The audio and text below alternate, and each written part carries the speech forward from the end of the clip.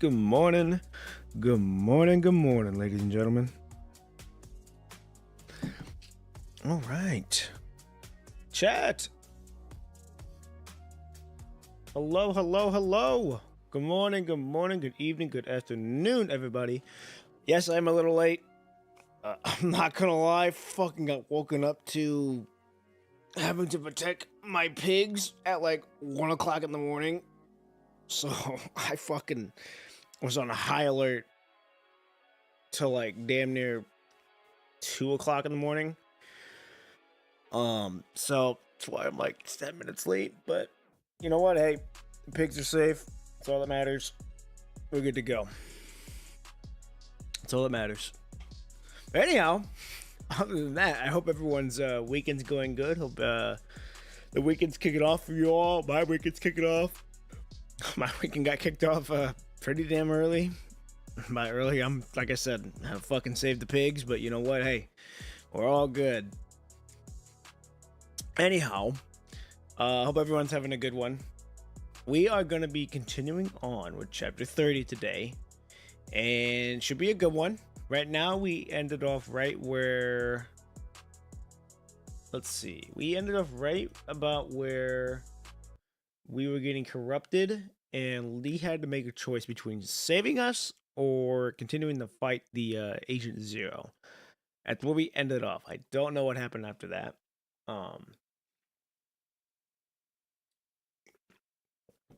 Either way, should be really good.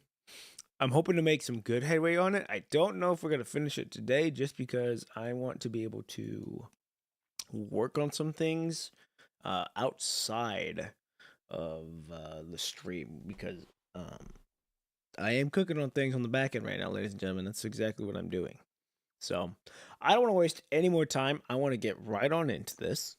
Like I said, we are on episode 5. I believe there's 17 nodes, if I'm not mistaken. Not quite sure. But either way, I'm ready to roll. I'm woken up now. It's gonna take me. I look sleepy. That's like I said. Slept like shit. But hey, we're here. All right, ladies and gentlemen. Episode 5, Convergence. The shackles have finally been released. Let's fucking get it. Oh yeah, they need to do, I think it's like December 20th or December 22nd is when something happens. Don't know what, but something clearly happens. Alright, here we go. On December 15th, Spaceport 1, the central transit hub of the Space Fortress, one of the petals that belong to the most dazzling flower in Babylonia, is engulfed in the highly concentrated punishing virus. The vast crimson glow looms ominously, almost as if it could devour everything in its path. Okay, game music's good to go. We're good to go. Alright. At last, the influence of the punishing reaches a boundary and stops. After 1 hour and 32 minutes, the spaceport, completely transformed by the punishing corruption, rips itself away from Babylonia like a living creature. Bit by bit, it begins to fall towards Earth. Hello, good morning, good evening, good afternoon, Danny! How are you? I hope you're having a good one. We're already getting a bot on kick, which is pretty freaking wild. I'm just gonna do that. Anyhow, how are you? How are you, Danny? Hope you're having a good one. I'm not gonna lie, yes, I was late. I got woken up by 1 o'clock to save my pigs. But hey, they're good now, we good, we chilling. That's why I'm like 10 minutes late. I ended up not being able to fall asleep till like damn near 2 o'clock.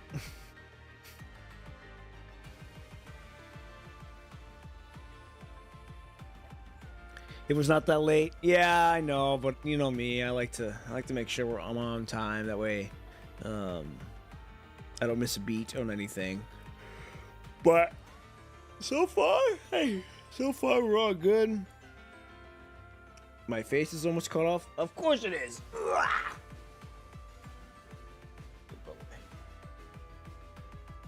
Let's go right there. Let's go right. Nope, other way. There. There we go. Is that good? Yeah, we're good here. All right, now y'all can clearly see me. Thank you, Danny, as always, for keeping me in check and for making sure I'm good to roll.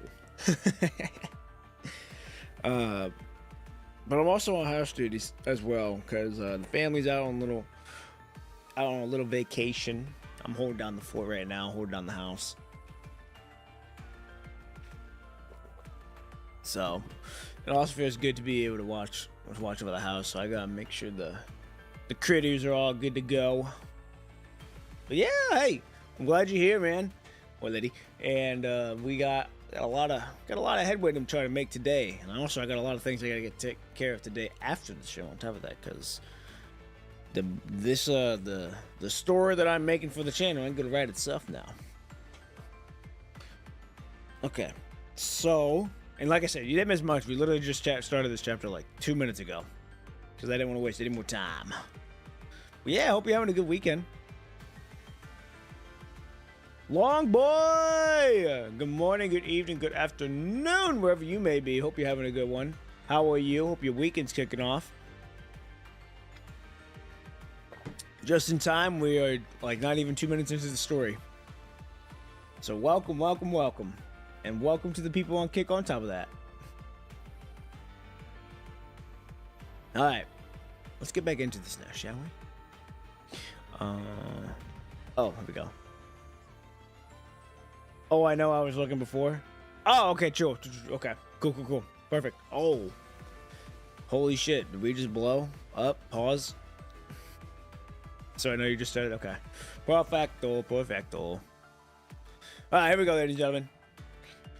The turbulence from the terror effects of all Babylonia, forcing its orbital orbit and triggering a cascade of structural failures across vast sections. As the awakened spaceport plummets, intermediate explosions tear through its surface, each blast ejecting fragments of its structure like a sentiment being devoured of emotion. It adjusts its descent by shedding its own flesh piece by piece. Well, goddamn. And its final calibrated trajectory points directly at the clean zone on the surface, where that tower reaching the sky stands. Oh boy. We're still disconnected. Oh! Cutscene! So long. Wait, what's that? Huh? Warning. Abnormal punishing concentration. Warning. Abnormal. The cutscenes look clean now. Direction. It's the Inver Hetero Tower. In that instant, a white flash engulfs everyone's vision. The Inver Hetero Tower emits a deafening drone, a mournful wail, as if laminating an entire era, drowning out the once piercing alarms warning of rising punishing concentration. Employees who had only earned their clean zone credentials last month run screaming from the burning rooms, throwing themselves into the lingering white light outside. That's tough. And it's Lillian. That's even more crazy. Ah, look out! Oh shit. In the fading white light, a petite construct catches the stumbling human in her arms. Its mere moments, a clean zone, a symbol of humanity's hope, is ignited by falling shards, transforming into the sea of flames. Babylonia, what's happening? Oi. As if ringing in the ears began to fade, alarms and cries for help flood in. Despite the early warning, the flames still managed to reach those who can't escape in time. Oi! A support unit! Over here! Come help the people quick! Someone shouts, pointing at the liquid being pulled from the collapsed building. Oh, at the injured, sorry. Oi, to put out the fire fast! Where are the robots we brought down from Babylonia? Deploy them to help! A newcomer rushes toward the most intense flames with fire extinguishers in hand and are being halted by another warning shot. Oh, stay away from the fire! These buildings already have automatic fire suppression systems, and worse still, the concentration in the clean zone is rising. Any robots rushing here could turn corrupted at any moment. These words send waves of panic through everyone present. What did you say? The clean zone? The punishing concentration? Oh, there's something wrong with the Inver Hetero Tower. Even worse, look! Following his pointing finger, everyone looks around and realizes that there are fewer areas burning than they expected. These fragments aren't the only things that hit the infrared tower. Right? Who's the biggest one? It's gone. How does it just disappear? What? What did you say? Really? He yanks up the construct, who's covering her eyes, and demands answers loudly. Of course it's true. I saw it. I never took my eyes off of it. That's exactly what my visual module got damaged. It hurts. How did they vanish? The moment they touched the infrared tower, they just vanished. It's the abnormal punishing virus concentration caused by the infrared tower too? The punishing concentration is abnormal? What's the situation now? The construct monitoring the punishing virus runs a trembling hand over the detector. Seeing the anxious, worried faces of his companions, he can't bring himself to speak. The grim gut results. The detector's screen shows the hetero zone creeping into the edges of the hetero zone, though its expansive has slowed during the conversation. The fact that it's still happening is clear evidence that the Enver hetero tower is on the wane. That's interesting. The clean zone is shrinking. An extremely low punishing concentration have also been detected near the tower. This place is no longer safe. Standing around won't help. Let's focus on getting people out first. In a situation this intense, you know the elite squads won't just sit around. Let's leave the infrared tower situation to them. They're the only ones who can handle it now. This is true.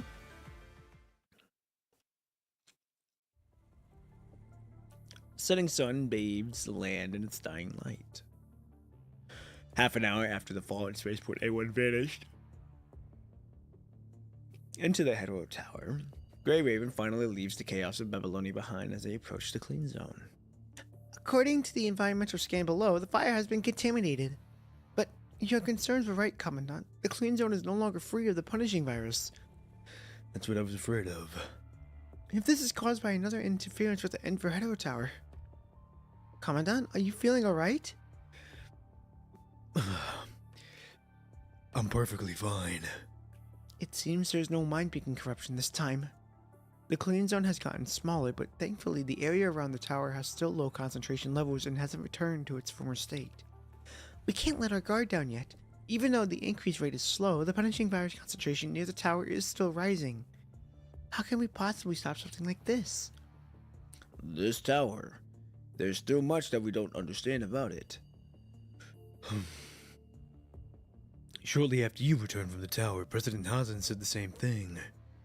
This tower harbors too many mysteries. Its operational mechanics and means of entry remains completely unknown to us. If we invest all of our reconstruction resources into it, there's no guarantee that this unknown entity won't vanish just as suddenly as it appeared. But right now, we have no hope. We must use it to rebuild our homeland, and through the opportunities it presents, find a way to bring it under our control. I know. Lee falls silent, his eyes fixed on the approaching surface below.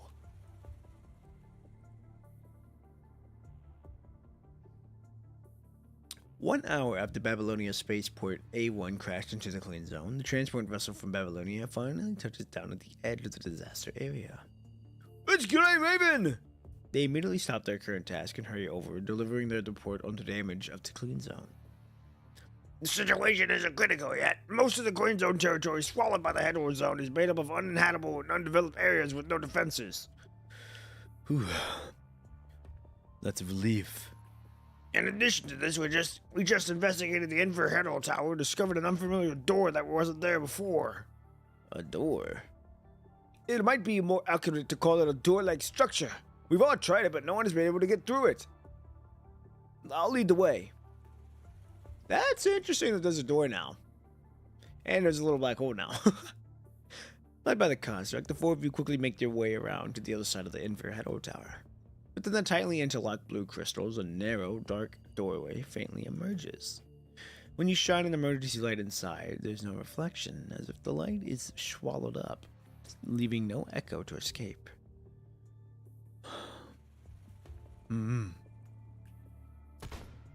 Just like the light before it, the bullet vanishes instantly into the void, leaving no trace behind. Shit. Alright. Your forearm vanishes beyond the doorway, yet you can feel everything. Your fingertips make contact with something solid inside, as if the door is only about half a meter deep. In the next instant, a searing pain sings through your fingertips. Well, goddamn. Your hand's corrupted. Just slight contact. I'm fine. There's still a considerable punishing concentration in there. We need to be careful. Got it. Lee, you're the only one here who's immune to the corruption. The young man silently nods before stepping into the pitch-black doorway. I'll let you emerge. Moments later, it's sealed off inside. Can't see anything. There's no way through. Something's not right. You went inside before. It's because of that frame, or has something changed within the tower again? They take a few steps back and begin to whisper among themselves. Maybe it really is because of the frame? After all, the specialized frame has built up quite a bit of time, from everyone's experimental data to the enhanced Enver device documents Edgar found, and later the findings of the phantom tracer in the Ensnared technology. Who knows? Any one of these could be key requirements for entering this tower. If this door doesn't stay open, we'll have to answer soon enough. What do you mean? I heard that the higher-ups are still working on another frame with the same specs, but it's not going well. They're missing something that was originally captured in the Phantom Tracer, making it difficult to replicate. They brought back a similar egg, but after all this time, they still haven't managed to make it work. How the fuck do they know this? Do you know whose frame is intended for? Who else could it be? Lucia? His eyes dart to four people behind him. Are they talking about Lucia's frame? Or, yeah. Well, they died to the four of us generalized, but I have a feeling they're talking about Lucia. Lee reaches out, running his finger across the blue crystals. The dormant heaviness of his chest stirs once again. Is it an illusion or a premonition? This tower will bring about something irreversible, yet he can no longer enter it. Why? He feels a dull ache in his depths of mind, where an indescribable voice whispers secret missings in his memory. Wow, that's a fucking jumble word. What exactly have I forgotten? Yep, I do remember her saying that, or entity, whatever the fuck they are, say it. Once you leave here, you will lose your ability to see the future and interfere with our time. You will forget all that you have seen about the past and the future, and you will never get to change the past again. Everything that has happened here will be erased from history. Even so, are you sure you do not want to go through this gate? The emotions that should have vanished within the tower still fall like scattered fragments. Lee dimly recalls answering someone's question, though the memory feels distant. No matter what future is like, I will find it together with them. Looking back, his companions stand not far away. Lee? What's wrong? It's nothing. Even though some things are inventable, next time when he's fully prepared, he'll face them together with everyone. This is true. After countless struggles tearing at her very being, the long-standing shackles that bound Luna have finally met their end. About time she broke free. As the crystal form chains shatter and scatter, most of her power crumbles away with them. Now Luna can no longer sustain her usual hover. She is left to walk through the muddy ground on frail legs, more fragile than those of an ordinary construct. Wow, okay, I didn't know her legs were that weak. I knew they were skinny, but I didn't know they were that weak. Unable to watch her stumble any longer, Alpha strides to her side and firmly grasps her hand, becoming her strength. Meanwhile, Lamia takes point ahead and staying alert for potential attacks. Welcome to the present world, Luna. Now you walk like us. Now you walk among the humans, among the regular people.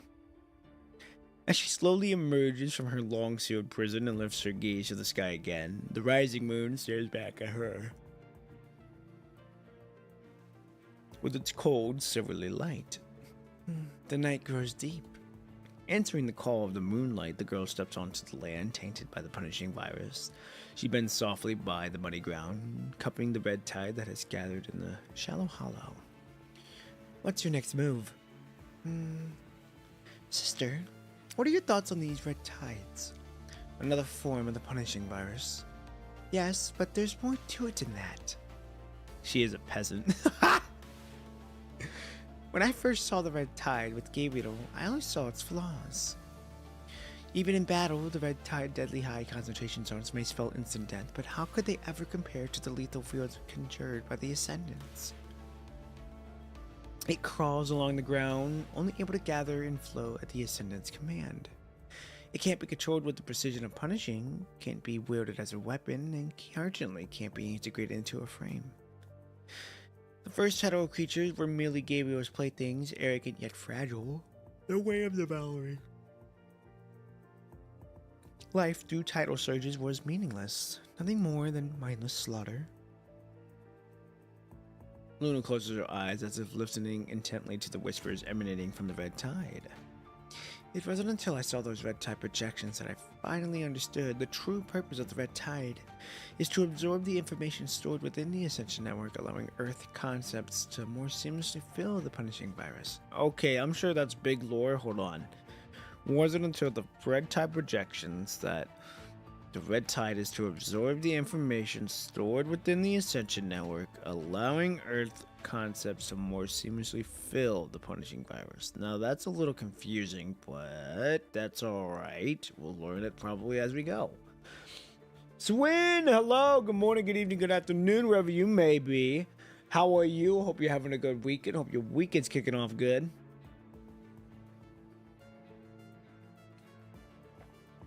You are just in time. We are now starting chapter 30. Or, yeah, 30. We've been in it for a little bit.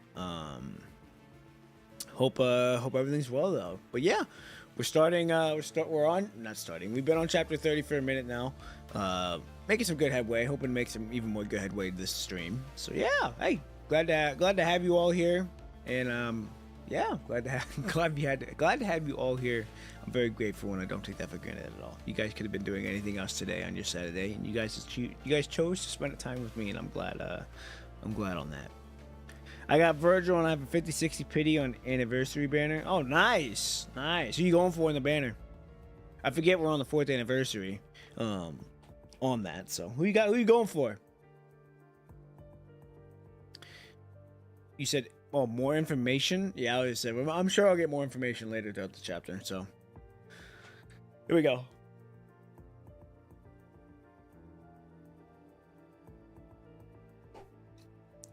Punishing is constrained by the red tide, and that's precisely what makes it more controllable.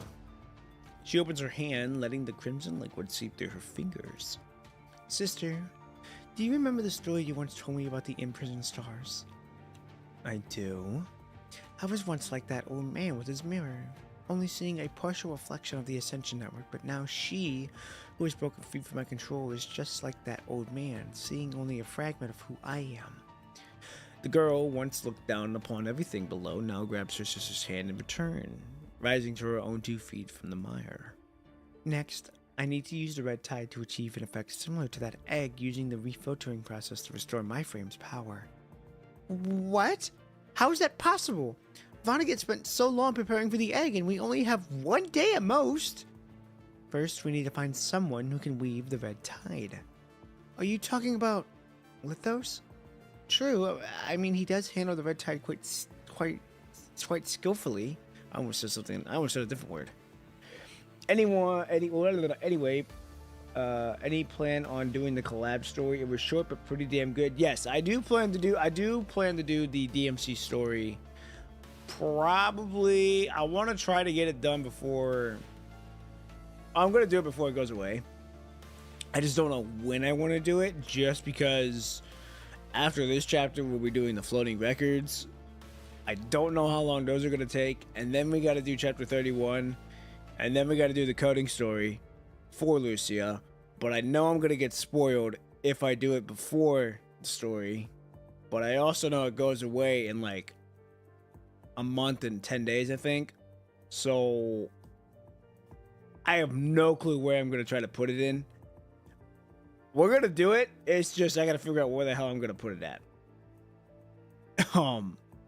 So I don't know. I know I'm doing it, I just don't know when. I just gotta find the right time to do it.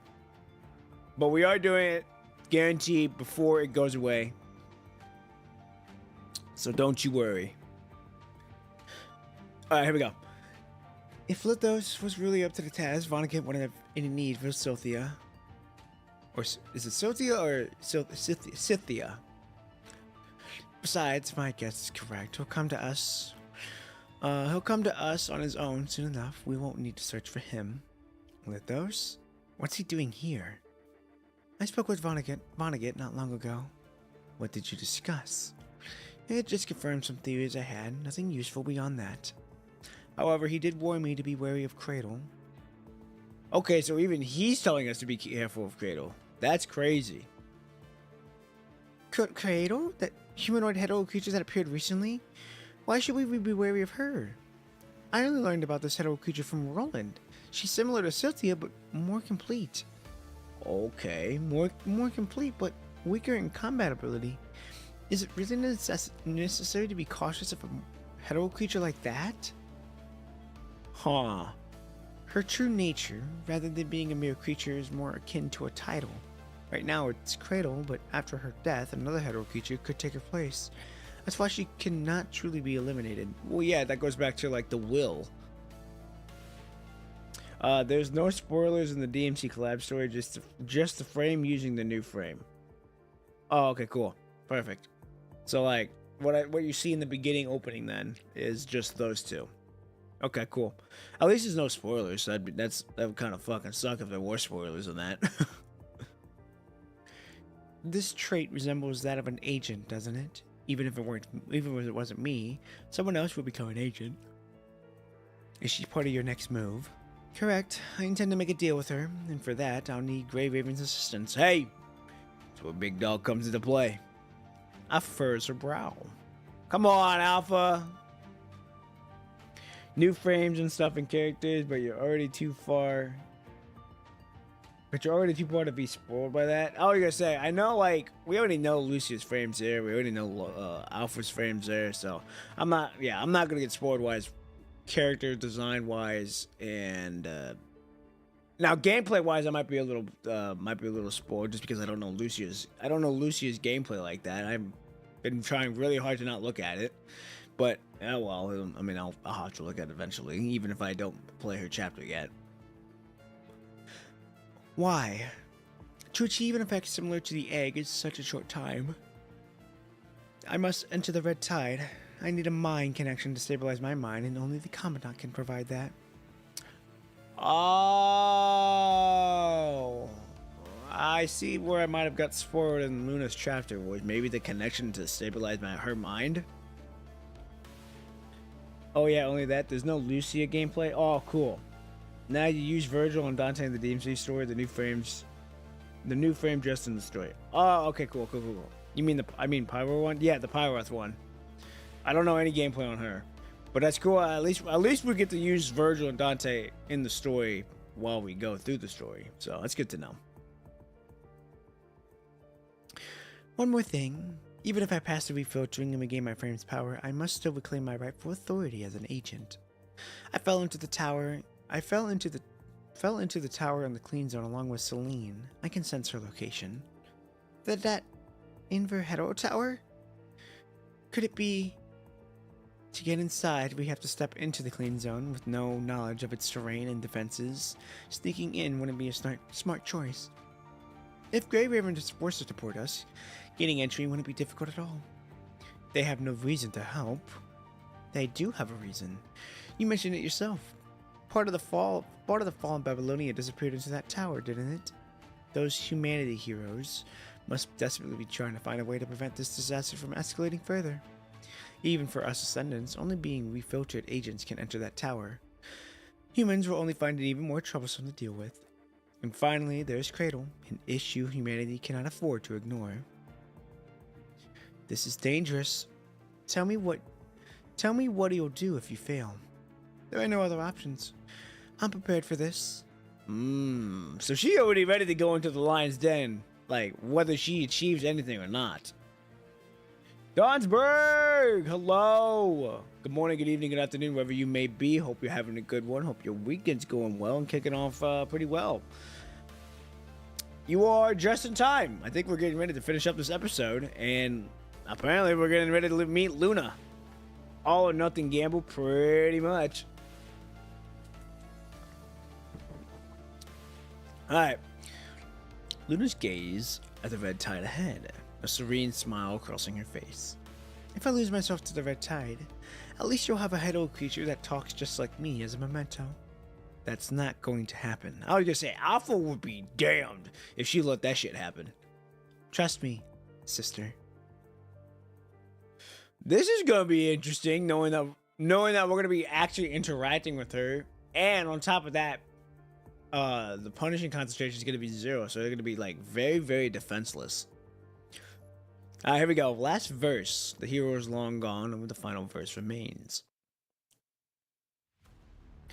Just as Luna's predicted, while they carry out their operation, a dark figure stands in the corner of the ruins, withdrawing their gaze from the Inverhedo Tower. Are you leaving, sir? A young man walks over, cradling a small crimson doll wrapped in a blanket. That's right. After humans modified the tower's core, it's become contaminated once again. While this is bad news for humanity, it's now back in a state where it can be entered once more. There is only one thing compatible of inducing such a change in the Shadow Tower. Ha shit, it's our daughter. Goddamn. Oh, I'll be damned. Was not expecting her to see her here. Upon hearing these words, the doll in the young man's arms gently lifts her head, gazing toward the tower. I'm sorry, what? Upon hearing these words, the doll in the young man's arms gently lifts her head. Is she that fucking tiny? What? Is she that tiny? Is she that small that she's the size of a doll?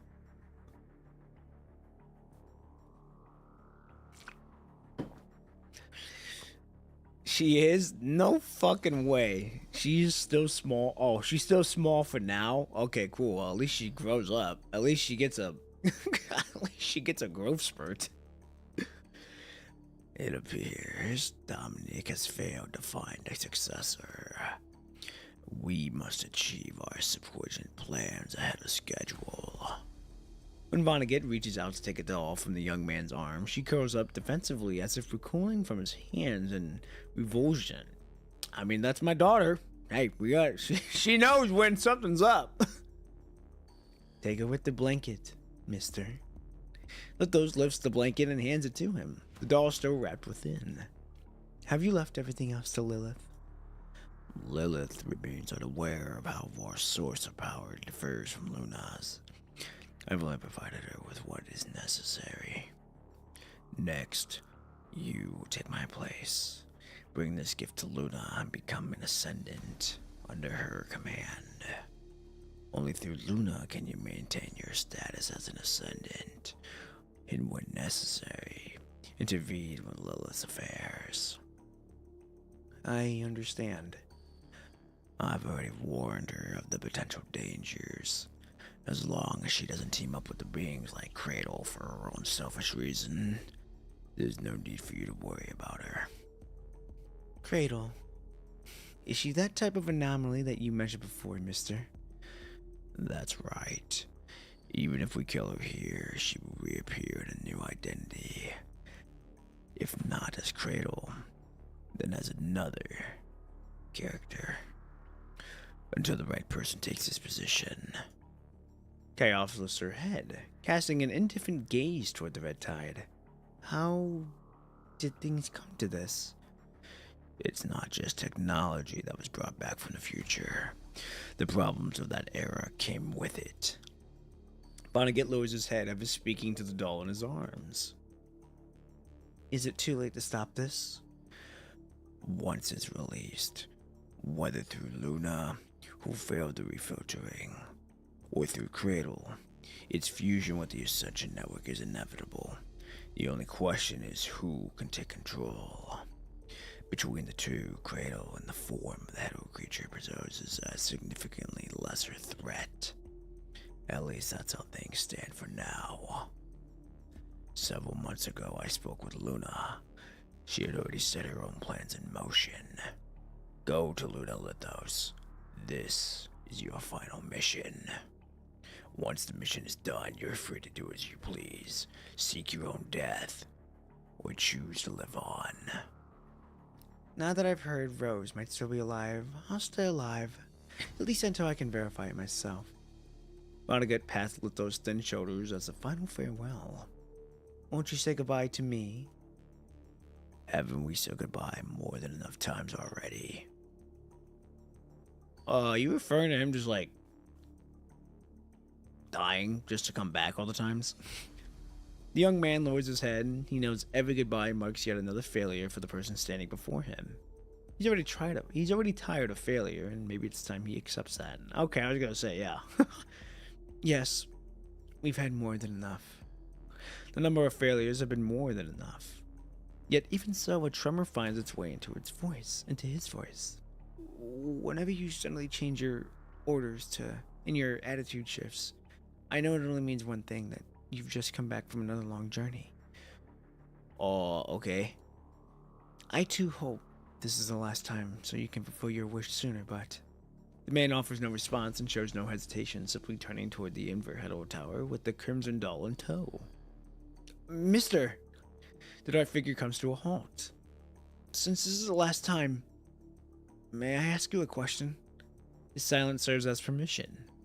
Mister, the person standing here before me is not Professor Kigawalo Trout who saved me from the orphanage, right? Okay, now that confirms Carefree Dot's theory. I know he's made a video on it. On this chapter very, very recently, which I will watch while I'm at work when I'm done with this. So that does confirm then that this is Professor Kigawala Trout, just, I'm assuming, a clone. So that's fucking insane.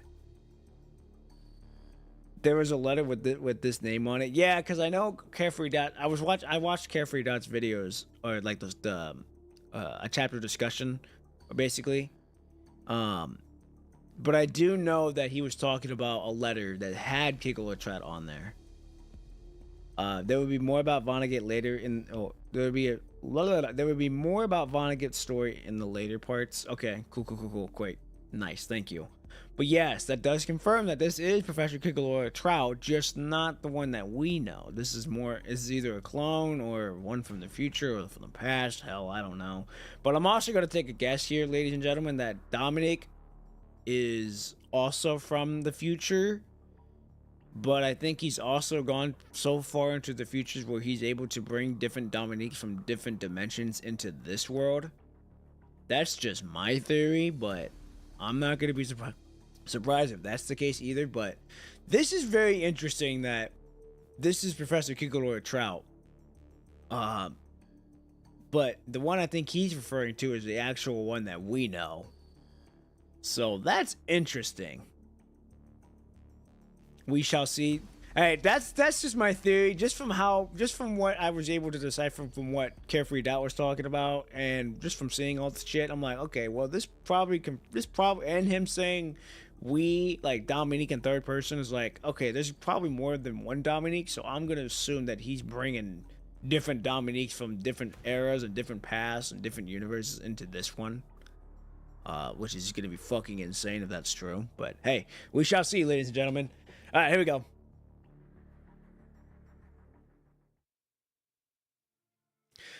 Luna and the others move through the deepening night, meeting Roland at the border between the clean zone and the hetero zone. Oh, look at this. The old gang's all here. Miss Luna. Seeing Luna's state, Roland's usual smile fades away. Everything you asked for has been taken care of. Perhaps along with his smile, he holds back the worries he knows he shouldn't express. Thank you for your efforts. Kigalor is such a metal name. Yeah, it's like that's like almost like you would hear in a rock band. Like, I am Kigalor, the guitarist. The agent, no longer able to float in the sky, gently lifts her head to look at Roland standing behind the crowd. Wait, what? Lifts your head to look at Roland standing behind the crowd. Okay. That frame of yours must be struggling to keep up with battles now. If this journey goes well, There's no need to worry about that yet, Miss Luna. For now, the priority is making sure this journey goes smoothly.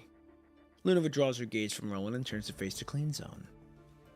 There's only one mission left. Lure the Grey Raven Commandant here. And remember, don't alert anyone else. Quite the challenging mission we have here. It looks like Lamia is up for such a daunting task. Lamia? Wait, the security here is too tight. After what happened today, the guards inside are on high alert. Even I've only been on to the perimeter. Why would the Commodore just happen to be there? No time for a slow search. If communications are slow, we'll capture someone with internal communications access. But Miss Luna told us not to alert anyone else. Keeping the disturbance contained to one room should suffice. After all, Miss Luna's only concern is avoiding a war with humans at this moment. If I remember correctly, you still maintain some underground contacts in Babylonia, don't you? I'll follow behind you and draw the enemy attention when necessary. But is this really okay? Contacting the Grey Raven Commandant do kidnapping? It's just... She's reminiscing about what happened back in the Yonder. We're technically kidnapping, which is basically what happened to us, and she's gonna have to relive that kidnapping again. Won't that make this person angry? What we're about to discuss should stop the deterioration of the clean zone. You want to do anything as unforgivable as a massacre that Grey Raven couldn't overlook, especially not right now, right? PTSD, yeah, dude, it's coming in tough on her. Damn! She looks at Luna, then at Roland, who gestures that he'll come along, and finally at Alpha, who urges her forward. With no other choice, she nods reluctantly. Right. The mermaid fades from sight, stepping into the clean zone that has lost its purity. Stat kidnapping the ski gun. I mean, it's good. We're always getting pulled somewhere. Wait for me here. Alpha and Roland also vanish from her sight, leaving only the whispers of the evening wind and distant murmurs of conversation. How long has it been? Oh wait, how long has it been since she last saw the Grey Raven Commandant? She can barely remember anymore. What kind of expression will that person have upon seeing an agent again? One of hatred? Fear? Or perhaps that person has expected her all along, but if that person is completely shocked, that might be quite interesting. Won't that make that person angry? Lamia's parting words echo once more in her mind. With lingering uncertainty, Luna takes another step toward the clean zone. The body feels unbearably heavy. She hasn't walked in a very long time, let alone covered such a distance. If Grey Raven sees her like this, they'll immediately notice something's wrong. They might strike before the crucial matter can be discussed. She must return to her original state, even if controlling and punishing again will make her go haywire faster. Wow, she's really trying to hold that up. She's really trying to hold and appease that look of aura farming, when we probably won't give a shit, and we'll probably be like, well, you're hurting, but we're gonna do what we can to help you. And she fucking does it. God damn it, Luna! Luna raises her hand, and enveloped by the high concentration of the punishing virus, in the heterotone, reactivates the alleviation module from her frame. Familiar pain immediately shoots through her mind. She knows the sensation well. The stabbing agony of the punishing virus, corruption. The price for trying to control something that defies control. As the corruption worsens, he clutches her arm, barely keeping her frame stable as she rises into the air. There is no need for this! Through the intensifying pain threatens to shatter her resolve, Luna maintains her hover, only adjusting her position to better conceal herself behind the trees of the heterozone. Someone's coming. What are we supposed to do now? We finally had hope within our grasp, and now it's gone after investing so much resources into the clean zone. Grasp hope? Did we ever really have that at all? The Ensnared Tower appeared out of nowhere, and we never understood it. It was the same with descendants before. We had neither the means to control them nor had the chance to understand them. We should capture those descendants again. Then we can improve the specialized frames too. Just like... Look! A shooting star! Following their gaze, the girl lifts her head to see a shooting star streaking across the night sky. When you see a shooting star, make a wish upon it. But what about the shooting star itself? Don't worry, it came down from the heavens just to make our wishes come true. Dad said that's because when we look up at it, it bears the responsibility of our hope. Okay, now, ladies and gentlemen, I want to make a theory, but this is like way out there. Never mind, I'm not going to say it. But I wonder... No, because their parents are gone. Never mind. I was going to say, I wonder if their parents are still alive, but that's probably not going to happen. That's probably not the case.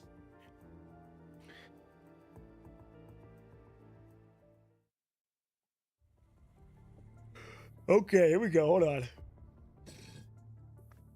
How's the situation going? All the wounded have been transported to the medical center by those stationed in the clean zone. We have 57 minor injuries, including 7 constructs and 2 severe cases. Thankfully, there were no fatalities. Now they dead? Okay, cool. I was going to say, like, I wonder if they're alive, but that probably wasn't going to happen. I'm like, nah, they can't be. We have adequate medical supplies. I'll stay at the medical center until the next mission, helping Lillian from Dark Ares tend to the wounded. Wait, is Lillian here as well? Hello. I'm sorry to keep Liv here, but I'm not very experienced with treating humans. We're already short on doctors, so... No, I understand. I leave it to you then, Liv. Give my regards to Simon. Actually, I visited Commandant Simon. He asked me to send his regards to you as well. Lee, how's the situation on your end? Still patrolling and searching for clues in the surrounding area. Nothing unusual to report so far. Okay. Keep in touch. He nods and ends in communication. Where's Lucia? Oh, there she is. From what we can tell, the situation will remain stable for now. You should get some rest, Commandant. I'm fine. But... What's wrong? Standing beneath the head of Inverhead Tower, you run your head over the blue crystals, staying silent for a long time.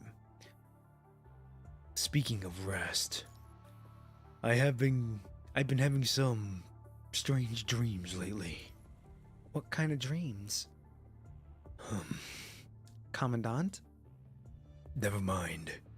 They are just dreams.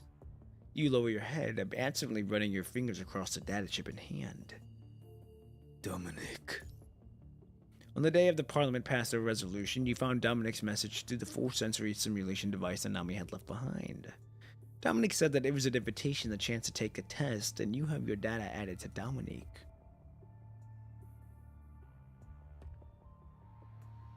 I refused back then. This era needs all living beings to strive for tomorrow, not some vague shadow of the past. That's exactly the answer expected. Only with such resolve can one undertake to open the invitation. Perhaps your choice is the right one. The dark world fell silent. Even after everything that's happened, refusing to become Dominic is still not something to regret. At least I shouldn't make any decisions while being this completely in the dark like this. There must be more to this invitation than these few simple words. An evening breeze carries the bitter chill of deep December. Lucia, what's the current punishing virus concentration? It's increased by 0.012 since we arrived. And it's still rising. We don't have much time left. Commandant, I still recommend you get some rest. If you keep pushing yourself like this... The terminal suddenly blares with an emergency channel. Alert. Lucia, Ascendant Roland has been detected. Maximum alert status. Roland? What's an Ascendant doing in the clean zone? Continuous gunfire echo through the communication channel, followed by the sound of Lee's footsteps as he leaps down from his vantage point and starts running. I'll secure this position. How's Liv? Lee? Did she run... Wait. Liv? Did she run into Alpha? An Ascendant mobilizing on this scale now of all times? Repeating calls to Liv over the comms receive only silence. Liv! We need to check on her now. Wait, please! I'm begging you. Come to the medical center and help the wounded first. Lillian? We've been taken hostage. There's no time to ask anything else. Lamia's face suddenly appears on Lillian's comms. Wow, okay. I thought she was gonna turn into Lillian. Turns out she's actually just being bold and fucking holding a hostage. That's some fucking character development right there. Long time no see. Good evening, Commandant. This time, I'm not here to cause trouble.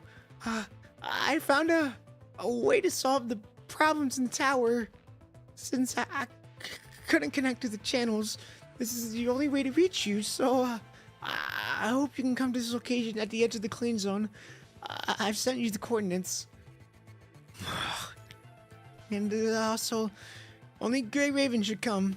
Don't alert anyone else, or these people will... Lamia! Ah! Oh, God. I'm telling the truth. I really found a way to fix the tower's anomaly. What I'm doing now is the absolute last resort. The last of the last. Can we avoid fighting? Let's just talk about this, please. Just this once. I wanted to come find you alone, and Miss Luna told me to do so, but the security here was too tight, and I had no choice but to. Luna? Yes. The problems with the infrared of a tower are probably connected to the in-session network. Meanwhile, Alpha's voice comes through Lillian's terminal. Lamia, Liv has noticed your presence at the medical center. Withdraw now. The mermaid nods to a figure off screen and takes one last glance at the human silhouette in the video call, then hurriedly turns and leaves. Liv? Commandant! Are you alright? I'm fine. No one in the medical center was hurt. What about Lee? Roland has retreated with them. Quite a few patrolling constructs in the clean zone have detected an ascendant intrusion. What's our next move? Oh, shit. Have them stand by for now. Are we going alone at the sentence requested? No, I'll make my report first and go deal with them. Grey Raven, return to my position. Hell yeah. Hey, we gotta regroup this time. Alright, I'm gonna go use the restroom really quick, and then I'm also gonna go feed the critters. And then we're back at it, alright? This should not take long. I'll be right back.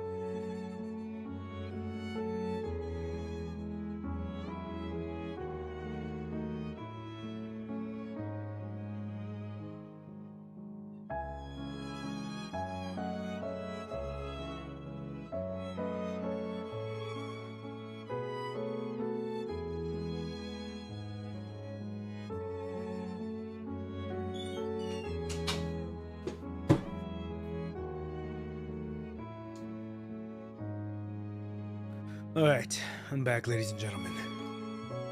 Whew. Oh, biscuit! Oh, Bispont. Sorry, my fault. I butchered that. Bispont. Hello, hello, hello. Good morning, good evening, good afternoon, wherever you may be. Hope you're having a good one. I also want to say your animation was really, yeah, that's you. Your animation was very clean, very clean. I very much enjoyed that. Keep up that good work. Keep up that good work. That's awesome to see. It's awesome to see you doing that. That's pretty damn cool. Not gonna lie. All right, ladies and gentlemen, I'm back. Critters are fed. Got my water. I'm ready to roll. All right. We are now on episode 7. All 3 of us are members. Ooh, okay. The Snake and the Farmer. Search for Cradle 1. Advanced team, no harm done. All right, here we go. By the time you reach the location Lamia marked on the terminal, it's well past midnight. The search for Cradle. Yes, we gotta look for Cradle, even though I don't know what the... I thought we were gonna be interacting with Luna, but that's not the case right now. I'm sure we will in a little bit. With no clouds to obscure it, the forest is bright enough at night to see the Ascendant standing ahead, even without using any artificial lights. Oh, never mind. Spoke too soon. You stop at what could be considered a safe distance and take a small step forward to face Luna directly. You really bring a hostage with you. Please help me. Lee, eliminate her along with the Ascendant. Right as you speak, Lee. Holy shit! God damn, it's a Mexican standoff, ladies and gentlemen. Hey, who making that first move? Hey, I got you. Who making that move? Right as you speak, Lee, Lucia, Liv, and Rowan, across from all of you, raise their weapons together. Lillian deserves an Oscar. Yeah. Wait, why? Aren't you here to save me? You gave yourself away the moment you spoke. Hey, ladies and gentlemen, we are at a little standoff right now. Lamia shenanigans, pretty much. Lower your weapon, Roland. Poppin' P isn't just going to kill anyone. True enough. But we have to go through the motions. I'd be pretty disrespected to the Grey Raven Commandant otherwise, right? Roland shrugs with a friendly smile, then holsters his weapons and puts his hand in his pocket, appearing completely defenseless. Lamia, somewhat bewildered, drops her disguise and stands stiffly behind Luna. Oh. I do a hood-ass interaction. Hey, I'm saying, dude, you're like, hey, whoa! You're like, what we doing here? It's fucking funny. And she just hurriedly goes behind Luna. Commandant? That's right. Let's see what they have to say first. Given our relationship, I'll share some intel first as a sign of good faith. Roland is always about always it's about the spectacle with you around. Pretty much, he always wants to put on a show. Pointing guns at each other, pretty much. It was like a Mexican standoff, it really was. With that, Luna pinpoints the exact second when the Ascension Network experienced the anomaly. Lee? It matches the time when the Dark Star appeared in Gasalt, within the acceptable margin of error. Most importantly, this timestamp can't be deduced from the data of the fallen spaceport. Absolute Kurisaku. I don't know what that is. I don't know if that's a person or a show, but sure. That's when I felt Celine leave. Something must have gone down in Babylonia then, right? Wait, who's Celine? That sounds like your foreign username. It sounds like your foreign username. If only it were that simple. Alright, what do you want, Luna? I want you, Poppin' P. Now, hold on. I know everybody wants a piece of the pie, but you can't just take the whole cake. All right, hold on now. There are steps to this, ladies and gentlemen. There are steps to this. You gotta take me out to dinner first. Hey, they moved with efficiency. They were like, oh, hell no.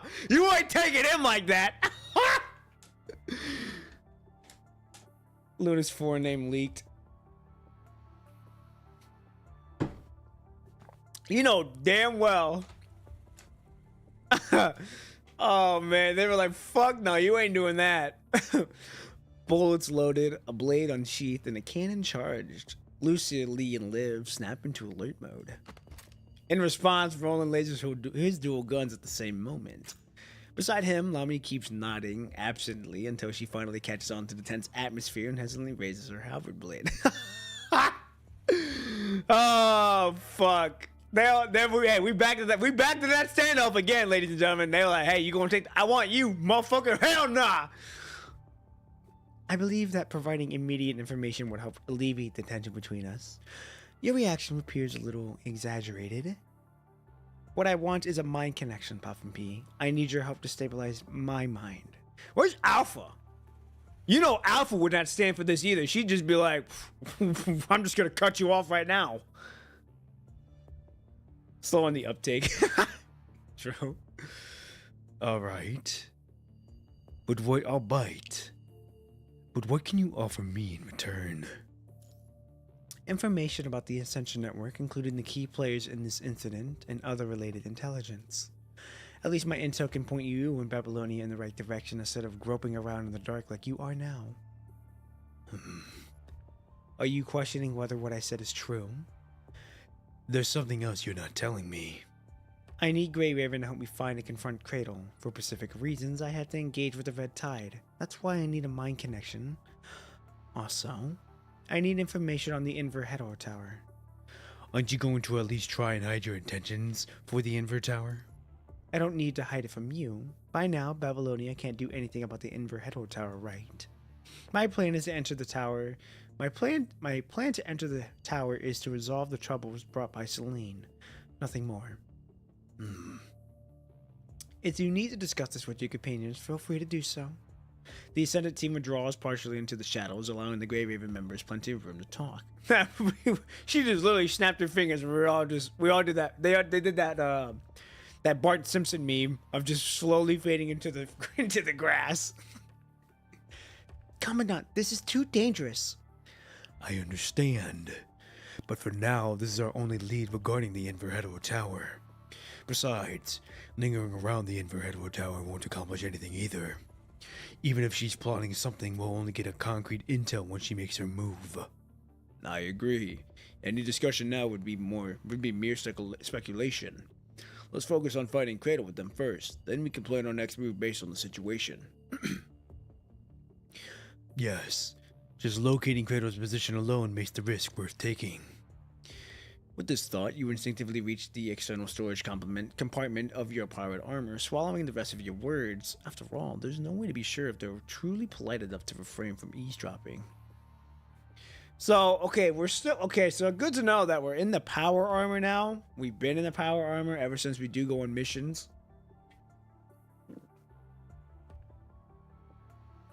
Because I thought the power armor was just a one-time thing. Good to know that it's still here. Besides, I'm carrying a personal grade Omega weapon.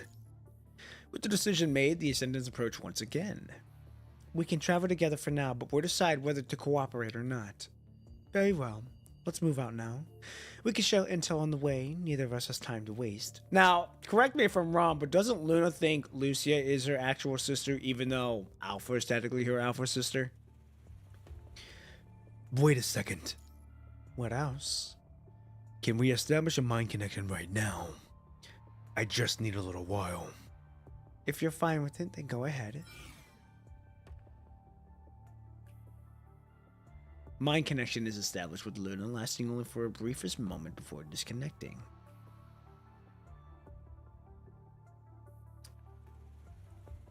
She still has a soft spot for her. Oh wait, I know Commandant is very badass, but still. I mean, hey, I know people would die to be connected with Luna like that. Hey, but you know what? We got a job to do first. All right, I can't let the emotions take over right now. As much as my heart in the inside is screaming with joy like a little girl, we got to be emotion right now. We gotta be hold tight. All right, we on a mission right now. But she still has a soft spot for her. Okay, even though she's not the real one. That's what I thought. Yeah. Oh, I mean about the power armor. Oh, well, I mean that too. Hey, that too. But you know, they gotta protect us. All right, they gotta overly protect us like we're the president, apparently. Okay, here we go. Unlike the last mind connection with her, there's no corruption seeping in from the Ascension network. Something has definitely changed between Luna and the network. Any other questions? No, that's it. You all right? Me? Of course I'm fine. Get ready, we're heading out now. Luna turns around, apparently about to speak with her fellow Ascendants. Though it is only for a moment, you can clearly see Luna crossing her arms, her hands tightly gripping them, her fingers digging with the tension. She still sees it as a sister, but more of a half-sister related baby. Yeah, I knew like she still had a soft spot for her, but I think I also remember her saying like Lucia is her true sister or something like that. After reporting in and completing all preparations, Grey Raven sets out with the Ascendants, following Roland's direction. The group makes its way through the deep night until dawn, stopping and starting until you finally reach the vicinity of Cradle's hideout. This Hetero Forest is pretty much where Cradle is, but I can't give you the exact coordinates because of my frame limitations. Of course, this area we're looking for isn't too large. We might still need to search around in there for a little while. Miss Luna, please hold on for a moment. Lamia, Grey Raven, I will soon pinpoint Cradle's exact location. Ah, me? Lamia steals a nervous glance at Luna. Why does her face go in and out like that? I don't like that. That's fucking weird. Miss Luna, you can count on me. I'll do my very best. I'll stay here with Luna. Once you've located Cradle, we'll make our move. Alright. Making decisions with us without asking isn't a good habit. Haha, of course. If you Grey Ravens are okay with the Ascendants moving around unseen, then by all means, stay here with Miss Luna. After all, I have complete trust in your integrity. Roland chuckles and spreads his hands, as if to show he's never taken away anyone's right to choose. Hey, this is true. Avoiding eye contact, you mean? Yeah.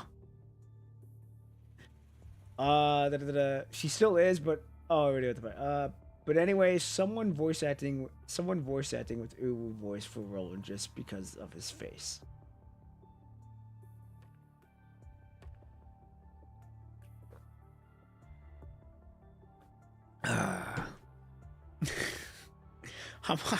I just ooh woo, hell nah.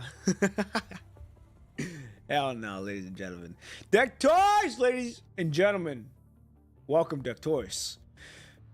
I can't stay for long, so I hope everyone has a great time. Love everyone so much. Bye bye. Hey, all good, Deck Toys. Just glad to have you here. Glad to have you here. Glad to have you when you were here. I know I'm sure you're busy, so all good, man. Go enjoy your day. Go enjoy what you got to take care of. I'm glad you stopped by, and we'll see you around. Hey, we'll see you around. Ladies and gentlemen, let us continue on. Dancing to someone else's tune puts us at a disadvantage, but this time they've shown their hand openly. We can't let the Ascendants act alone. Commandant, I'll stay with you. Liv and Lee are going with Roland, and the rest into the Hetero Forest to find Cradle. No need. I can handle this alone. Liv and Lucia would serve better staying with you. Don't take unnecessary risk. Take Liv with you.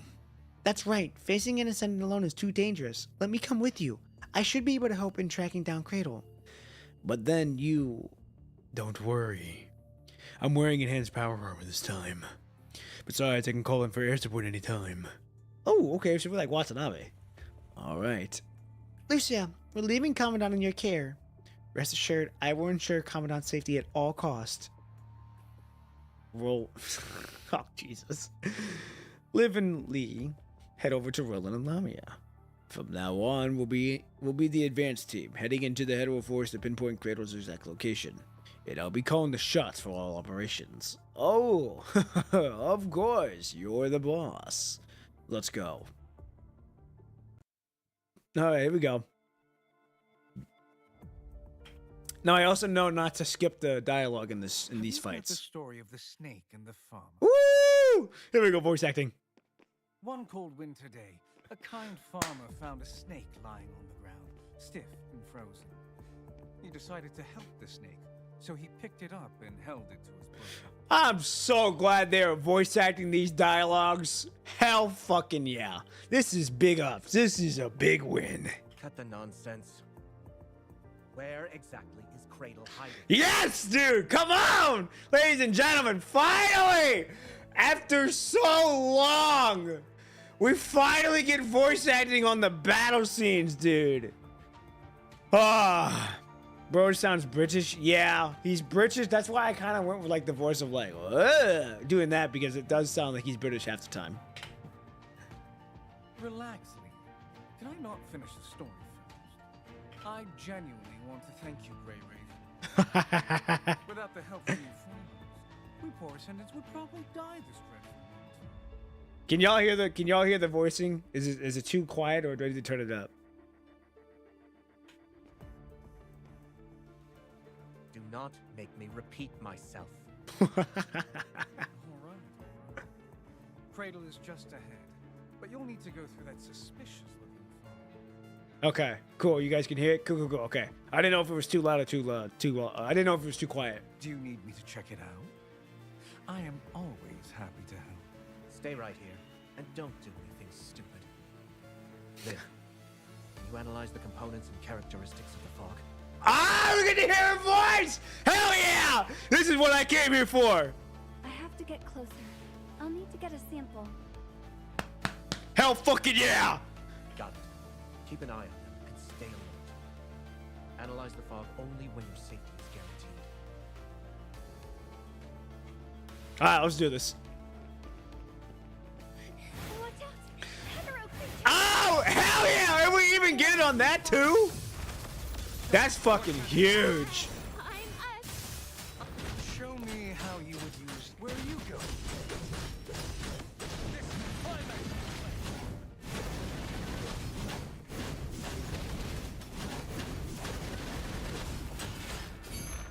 Woo! Where are you going?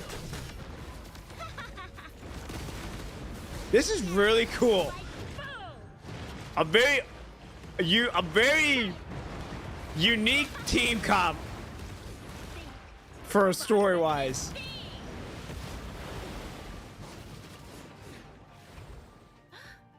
The fog dispersed? Be careful. This fog has strong corrosive properties at high concentrations. Oh, I gotta take this in, ladies and gentlemen. Hold on, I gotta savor this moment. All right, I've been praying for this shit for a long time, and we finally got it. The snake was soon revived from the kind and generous farmer's warm body, only to reveal its cruel nature, and bit the good farmer with its deadly, poisonous fangs. Woo-hoo! Hold on. You goddamn! Hold on, ladies and gentlemen. This is a cold scene in by itself. Oh. This story. Simulation complete. That's insane. I'm glad I didn't make a move. I'm so glad I didn't make a move. Show me how you would use your.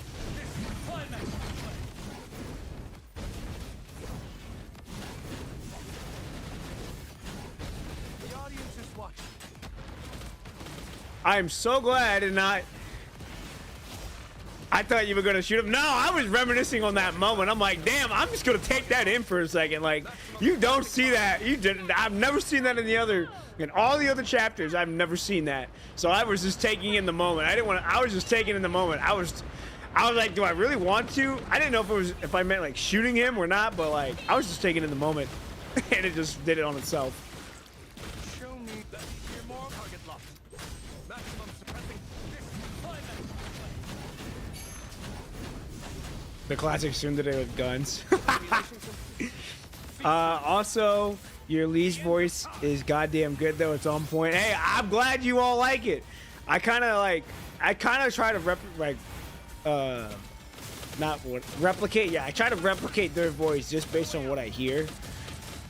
And I know every time I try to hear them, I try my best to try to get as close as possible to their voice, but that's not always the case. Log data has been reported. You should send it to the commandant when you can. Let's move on. We gotta go this way. Simulation complete. Commandant, we're going to win this fight. Why can't I wait? What is? Show me how you would okay. use yours. I forgot. Roland's leading the way. Vladimir's own disperses the frog. Oh, cool. Good to know. Wait. Is that where the hetero creatures hatch? Can we go in it? Allow us to assist in your investigation to express our goodwill. Lamia, swim over there and get some samples for our kind gray ravens, will you? No way! Simulation complete. Commandant, Fuck, I meant to go we're going Roland. win this fight. Don't think you can escape my here to watch a clown show. Why can I see Liv, but I can't interact with it? I wonder if it's cute. Roland's story There it is. has me a little worried. Hold on, I found it. Lamia is secretly moving closer, but she seems afraid of her surroundings. Roland's story has me a little worried. Okay, now I figured out how to do it. It's Control Q. But I'm gonna wait for Lee to come back so I can be him. Whee! Nah, ladies and gentlemen, this is insane. The fact that we're getting voice acting after so fucking long, it's insane. I've been praying for the moments, ladies and gentlemen. We're going to win this fight. Lamia is secretly moving closer, but she seems afraid of her surroundings. God, dude, that's so good. What a hetero creature! There we go. Don't think you can escape my sight. Time is under my control. Your chance of survival has been reduced to 0. Ah, it's the new shit too. Whoa, hold on, you are new. What the fuck are you? A praying mantis? Slash spider? Here to watch a clown. Cease your existence. At the end of time.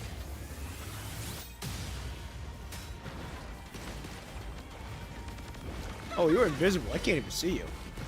Yeah, like boom! Get out of here! Die! Sink to the bottom of this sea! This is climax. The audience is watching. I'm No one here to watch a clown show. Okay. Okay. Okay. Time is under Bop. my control. Bop, bop, bop, bop. No way out. Don't think you can escape my sight. Your chance here to watch a clown show. Cease your existence. At the end of time. Holy fuck, these dudes got some health. Don't think you can escape my sight. Are we fighting for real? Woo! Don't expect too much. Here to watch a clown. Yeah, like boom! Get out of here! Die! Heart Cradle is further ahead. Let's take a break before moving out. Simulation complete. Commandant, Roland's story has me a little worried. Cradle is further ahead. Let's take a break before moving out. This is a rare opportunity. We can use this time to conduct a thorough investigation of the hetero forest.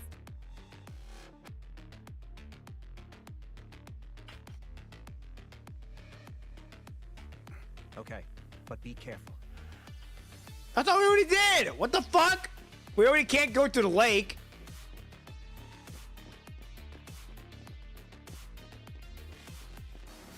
I thought we did. Oh, wait, right here. I see it. The hetero zone has developed a unique and complex ecosystem from the high concentrations of the punishing elements. Is this a side effect of the clean zone and Inver hetero tower? Okay, is it? Oh, no, there's somewhere. Is that it? The header. Is this a side Okay, effect that's of the it. clean zone and Inver hetero tower? I want to say that's everything then. Let me double check. Make sure we're not missing anything. We checked that already. Aha! Aha! See? Watch fruit. Is that? Oh, no, I've already seen that part. Creature's hatch? Let me check down here. Make sure I didn't miss anything.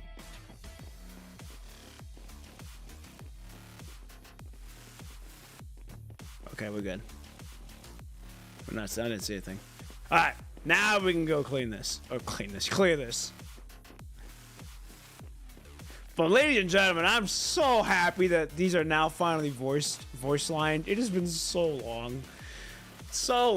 I think I said it like a month ago that I was hoping that they would get it. They would do it English voiced. Even like not the entire story still got to get English voiced. That's yet to be seen. But everything else though, pretty fucking good. Cradle is further ahead. Let's take a break before moving out. See, like this, man, this makes me happy.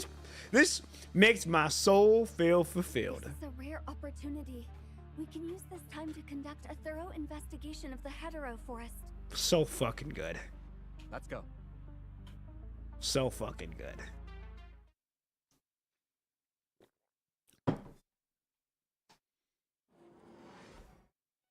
Extremely strong punishing signal detected just ahead.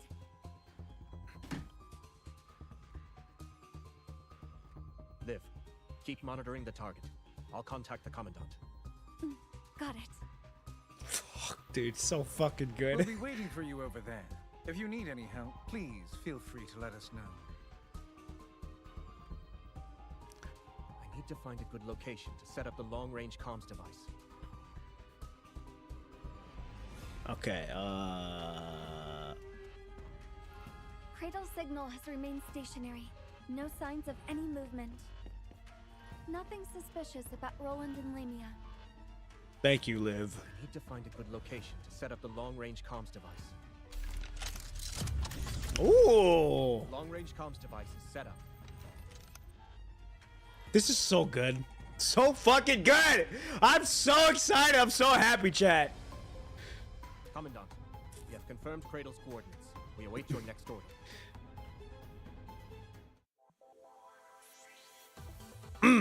No lethal joke. Listen to Roland's story. Hey, we did it. We got the achievement. All right, here we go. We are now on episode 8. Search for Cradle number 2. Ooh, hey, it's the sisters. The sisters are all together now. About damn time that we all get to use them. And we get to hear the voice line. Fuck yeah, dude. Hey, I'm eating good this chapter. I'm eating so good this chapter.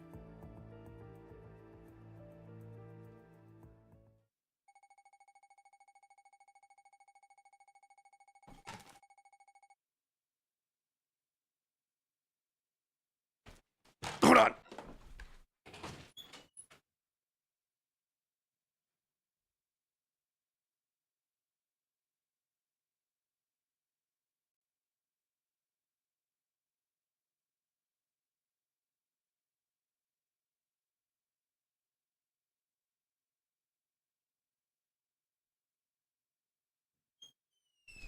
Oh yeah, we're good.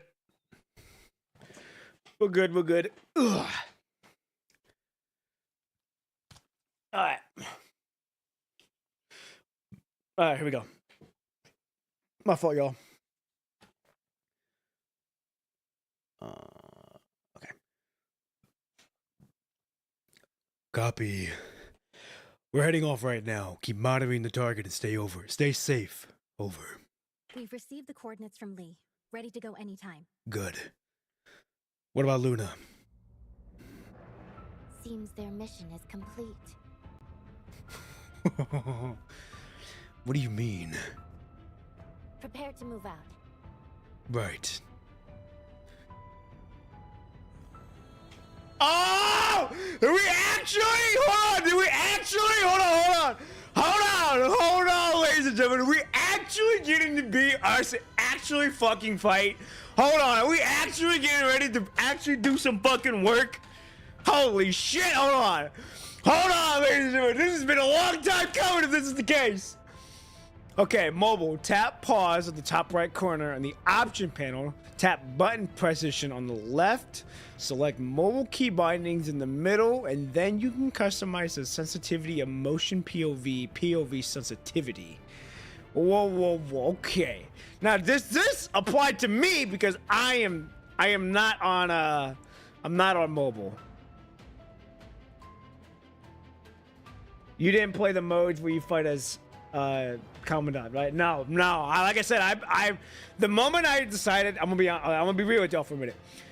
The moment I decided to stream, I knew that I made a vow to myself to not play any of the events, not play any of the event bosses, any of the event mini games, all that fun shit, just because I knew I was gonna get spoiled. Now I did play Luna's chess game, but that was because I was like, fuck it, we'll give it a try. But after that, I'm like, I made sure that I was not gonna play any of the events, any of the event stories, any of the event games and mini games, bosses and shit, just because I did not want to get spoiled. And I'm so glad that I didn't. There is one chapter where you play as Skikon to get the armor, though. Yes, that was in the main story. That was the main story, and that was a bit different. That was just me fucking pressing buttons and just shooting. This is like, that was not me actually moving. That was not me actually doing nothing. Here, it looks like we're actually getting ready to move. So, all right, hold on. Let's lock in here. Hold on. Okay. Official emulator. Okay. Now this is like official us. Click the top right corner on the escape button, pause on the option panel, click button position on the left. Select mobile key bindings in the middle. You can customize sensitivity of the POV sensation. Okay. Official emulator switch camera control. Tip, for official emulator by default, you can use the Y button to switch camera control methods by default. Okay. Another tip. For official emulator, you can set special interaction 1 or 2 buttons to use the better use the hook and other extra abilities. Okay. Tip: only in Commandant's first-person perspective mode, the sensitivity configuration will override the perspective sensitivity configurations. Okay. Now this is interesting. Okay. Hold on. We ain't gonna check that yet. Hold on. Okay, so others, camera sensitivity advanced. Let's talk between automach and landomach. Co-op, we don't need that.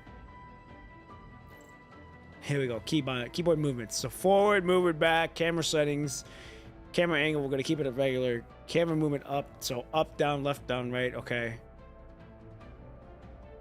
Bonus attack. So you're telling me I gotta fucking move my camera up, down, left, and right while trying to also fucking attack and shit? That's gonna be annoying.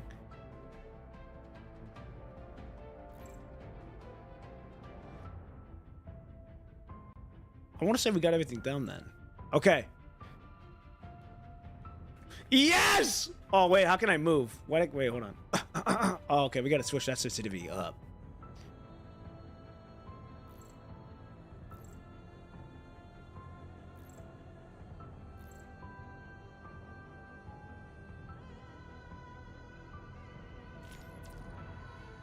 Dude! We did it, ladies and gentlemen! We're finally here! Oh my goodness! It's been such a long time coming, dude! Hell yeah! Hell yeah! We're finally in POV mode! Oh, dude, this is so fucking cool. Now, granted, this looks a little wonky, but that's alright. I'm gonna have to get used to it. Let's talk to everyone real quick. Lucia? Commandant, don't stray too far from me.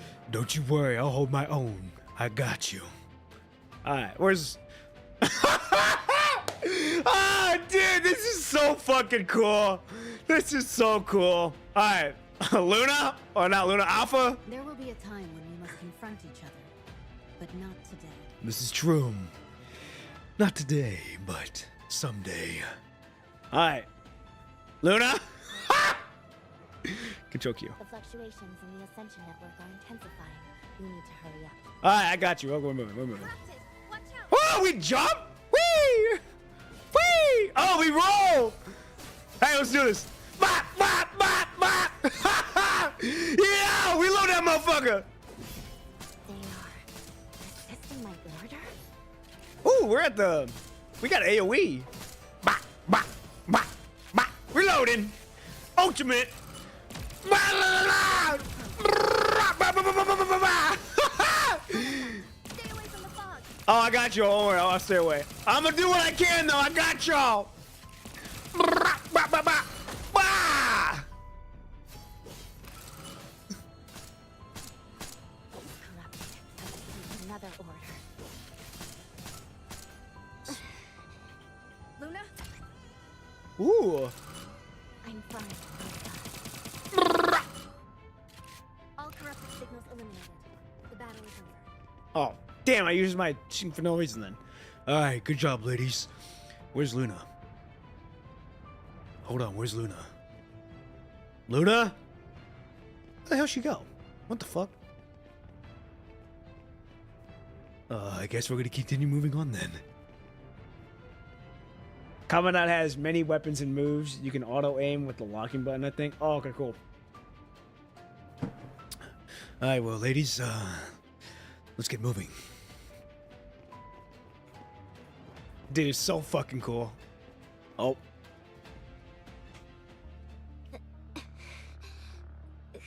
Luna, what's wrong? Come on, take my I hand. don't think I need to remind you. This alliance is only temporary. Okay, whoa, whoa, whoa, whoa, whoa. Of course. I understand.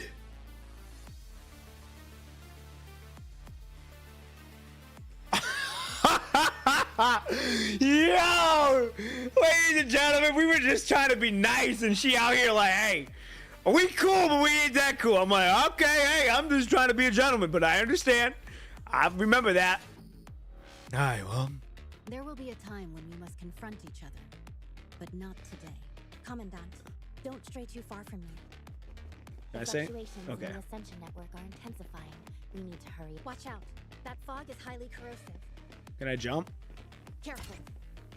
Oh, we got dogs this time.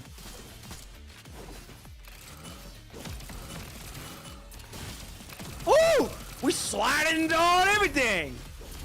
Commandant, stay away from the fog. Wow, wow! We...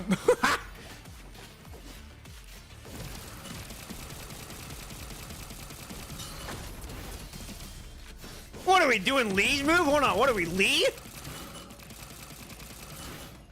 Commandant, stay away from the fog.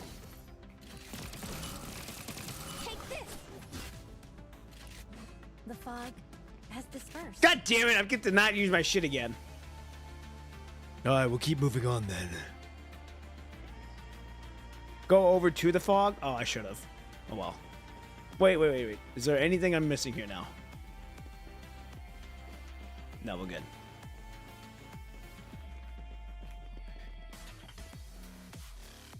Okay. Well, is there something I'm missing then? Nah, bro, just CS veteran. It's Lee's weapon, yeah. You can also use a sword. Can you really? Ooh, I'll have to see how we can use the sword then. I do believe that's everything then. Alright, we're moving.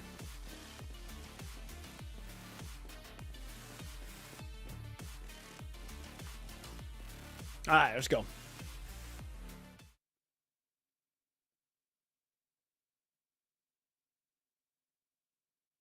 I can sense something's watching us. Be careful. Good to know. What, not gonna talk to me now? Press and hold dodge. Press and hold dodge to spawn. Oh, okay. So I was sprinting. That's what I was Danger doing. is approaching. Stand back. There's interference in the communication channel. Don't worry, we'll be alright. Oh, okay. I see now. So this us doing a slide cancel to start sprinting. I see now.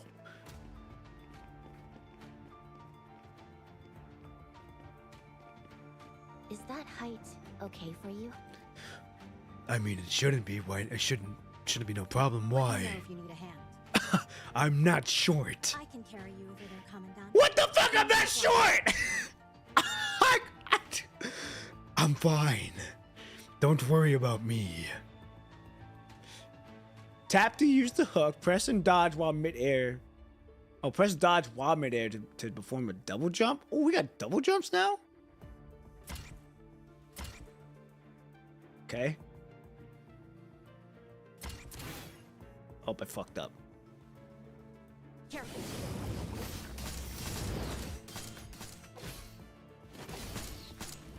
Whee! Can I not go into the fog? Oh, wait, we gotta go this way. Stick together. Where's my sword? That's what I want to know. You are in contact with highly corrosive substance. Uh-oh. What's happening? Oh boy, we're going down, ladies and gentlemen.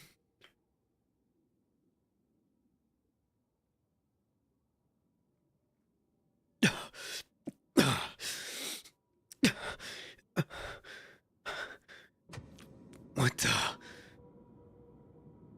Lucia? Luna! Luna! What's wrong? I'm fine. No, you're not. What's happening? Lucia and Alpha have gone missing. They are engaged in battle, not far from us. Well, we need to get to them. The enemy isn't too powerful, but can still stall them temporarily. All right. So she just disappears? Okay. Use the hook to cross the poison frog from She's trying above. to create an opportunity for you. What opportunity? Don't you think this would be a great opportunity? What Now's your opportunity? chance to get rid of me. I can't fight back. All you need to do is shoot at my heart, and you'll kill the agent of the Ascension Network for good. Whee! Oh, After I'm dead, uh-oh. Roland and Lamia will become normal corrupted again. Then my sister will be your only threat. You can totally take advantage of her little trust in you and tell her Kratos was responsible. Once she and Kratos have fought to their last breath, you can be the one to have the last laugh. It's almost like you're... I can kill you, then what? Do you think I'll let Gravian face Celine and contaminating by himself? Luna, I don't think you understand everything until the true enemy is eluded. I don't even know what the fuck you were saying. That was moving too quick for me. Holy shit. They're just ahead.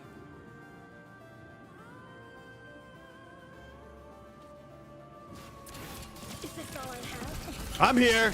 3 o'clock. Danger is approaching.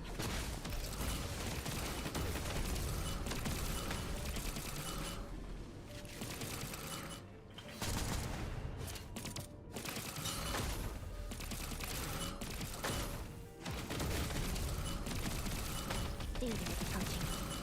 Is this all I have?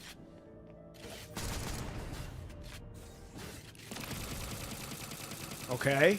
Almost done. Almost got him. Oh, he's exploding. Okay. Commandant, are you okay? I'm fine. Don't worry, just some scratches on the outer armor. That being said, Plume cannot sustain high-intensity combat like this anymore. I'm fine. Let's keep going. No, you should rest. Consider it my request. I can feel it. Alpha is fine for now. We still have time to better prepare ourselves. Let's take a break before moving on, Lucia. What? Contact? Luna! What's wrong? The same interference? If I'm not mistaken, the changes of this environment are closely linked to stability of Luna's mind. Luna, come here.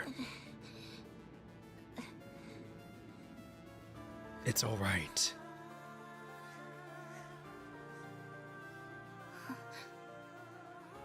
What are you doing? Giving you a headbat. Do whatever. the duration of our cooperation. Hey, that's alright. The punishing virus concentration nearby has slowly stabilized. It seems I have regained some power to control it. Is it because my mind has stabilized?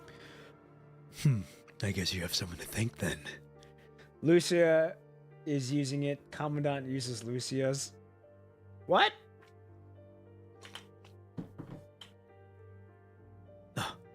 Oh, ladies. Hey, I don't mind this scene whatsoever. As much as I would like to keep reminiscing, we've got to move. Let's go. Commandant, don't stray too far from me. Don't worry, I'll be good. Okay, so it's Control E and then it's then it's mouse 2. Okay, here we go. Oh wait. Is this all I have? Oh, what am I getting hit by? God damn! Unless that was me doing damage.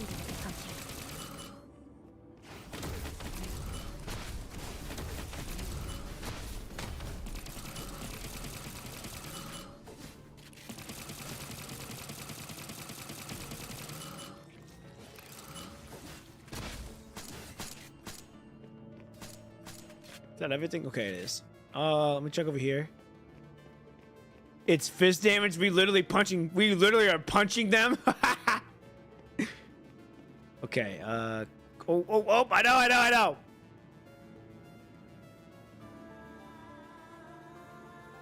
Oh, nice. Okay.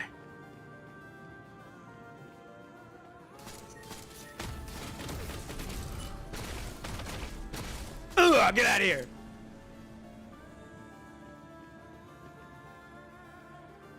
Whoa. Oh, he's already dead. Damn, is this Alpha? Oh, it's Alpha. Alpha. Are you all right? The Commandant helped me to stabilize through mind connection. This is what I'm here to do. Thank you. Of course. My pleasure. We need her alive anyway. This is a temporary alliance is also good. It's also for our own good, so no problem on it. I'll stand guard. You can all rest now. The environment is gradually recovering. Let's assess the situation before taking any action. I forget that Lucia and Alpha are the same voice actor. Or actress. I'm getting a comms request. Commandant, there was strong interference in the communication channel. How's everything? Do you need support? No, I'm good. Just some minor incidents. We've already resolved them. We'll rest for a bit before regrouping with you. Understood. Keep in touch. Right. I'm out.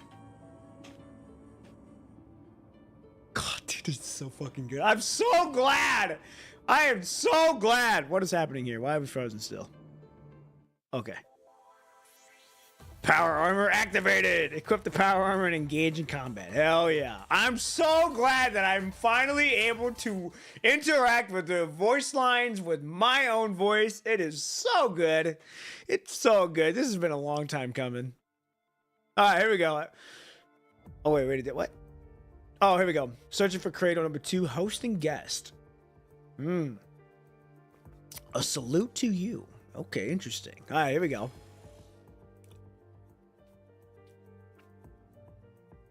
Commandant, this way.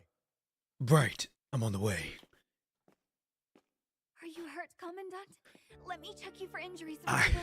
Don't worry, Liv. I'm okay. Just some minor scratches and that's it. But Lucy, on the other hand, she's been engaging in continuous high-intensity combat. You should prioritize the maintenance of her frame, Liv. Understood. Leave it to me. Good. Liv, what's the situation with Cradle? Unusually quiet. She hasn't moved at all since the beginning. Really? That is odd, but I wonder why. This mission has proven to be more dangerous than our initial estimation. We should never split up again. Don't worry, we'll be fine. We're all together now.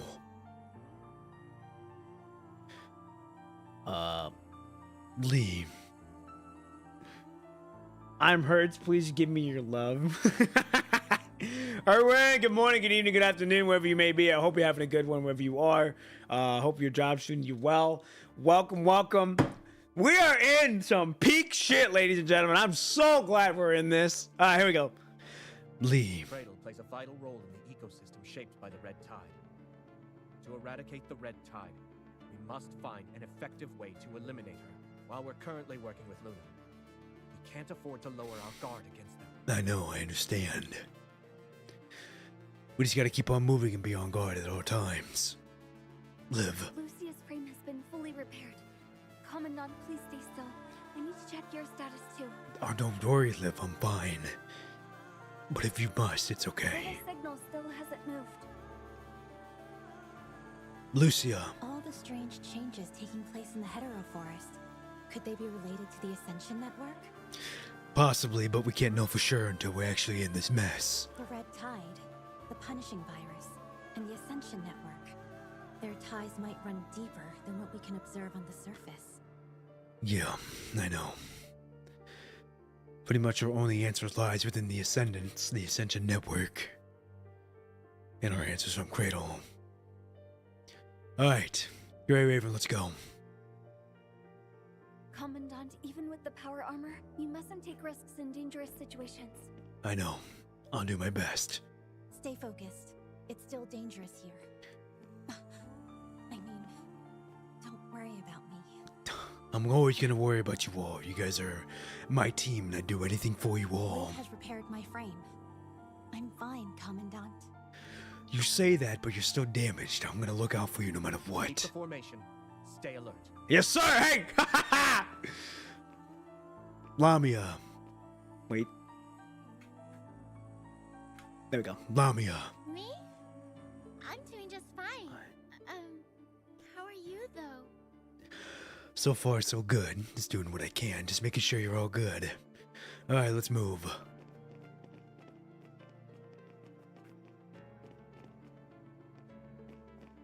Roland. Are you here to check on me? How thoughtful. I suppose I should dig a bit more into your situation in exchange. It wouldn't hurt, but that's alright. Just making sure you're all good. Alpha. Are you ready? Hold on, let me wait a bit longer now. Can I go in there by myself? No, I cannot. I want an alpha. Alpha! Be careful. There we go. That thing isn't just interested in Luna. She's watching you, too. I know. Apparently this is the norm for everyone watching out for me, but I want to make sure you guys go in too. And everyone else is fine. But I thank you. Luna, I'm Are ready. you ready? Let's go. Now's a better chance than ever to do it. Let's go find her. Right. Let's go. Lee. Live.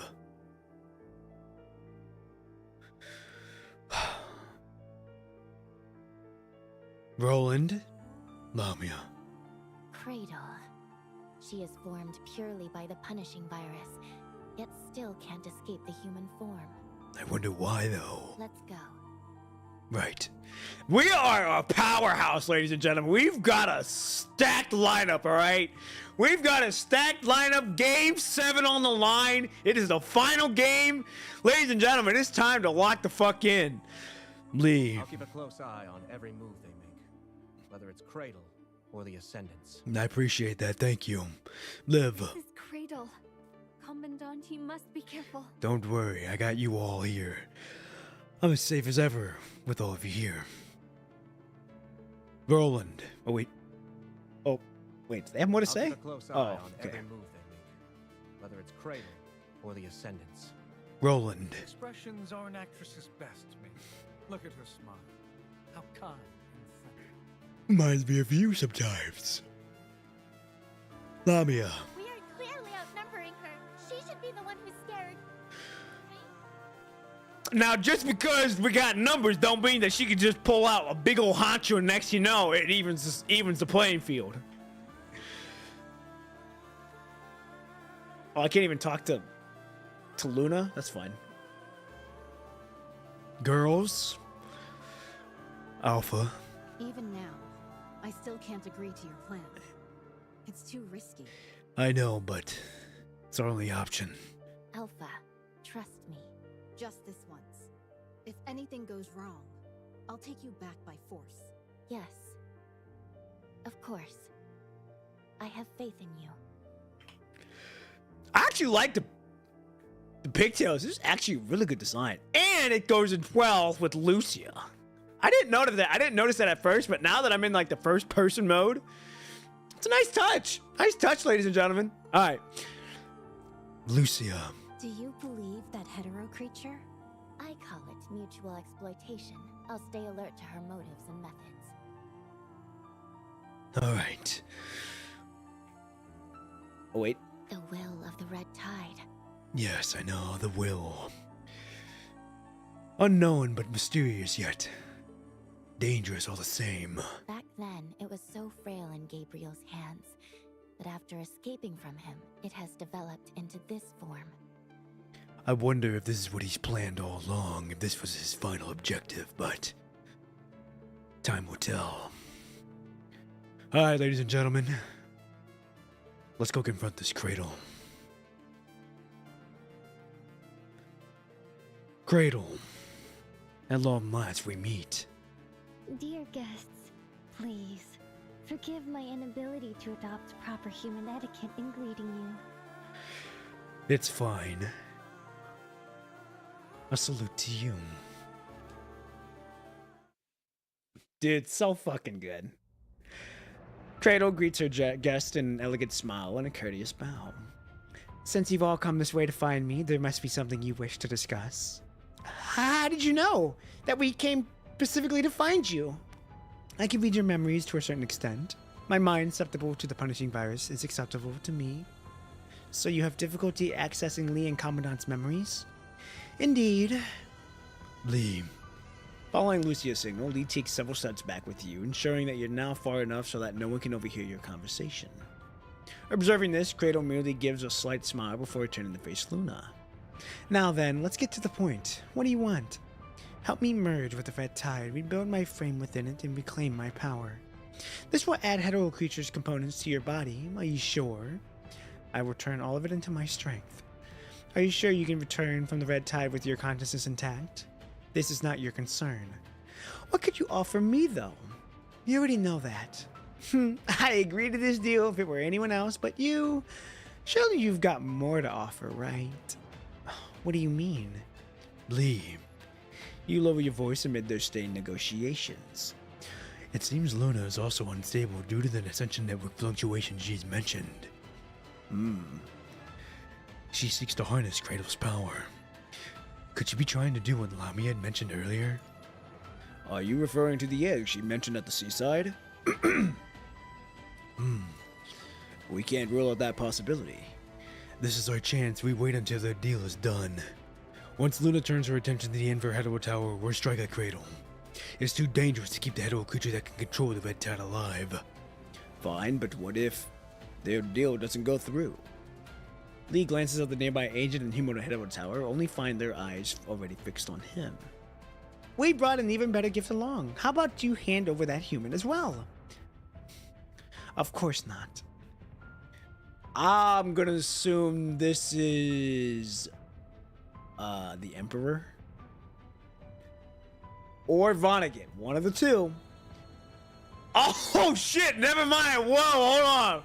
Holy shit, we've got Loki, we've got Lithos, and we've got Teasel here. This is a crazy powerhouse she's got as well. Hey, this is a game 7, ladies and gentlemen. We've got one hell of a hand.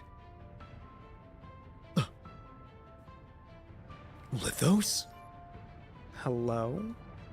Ah, you must be the Grey Raven Commandant. Nice to meet you.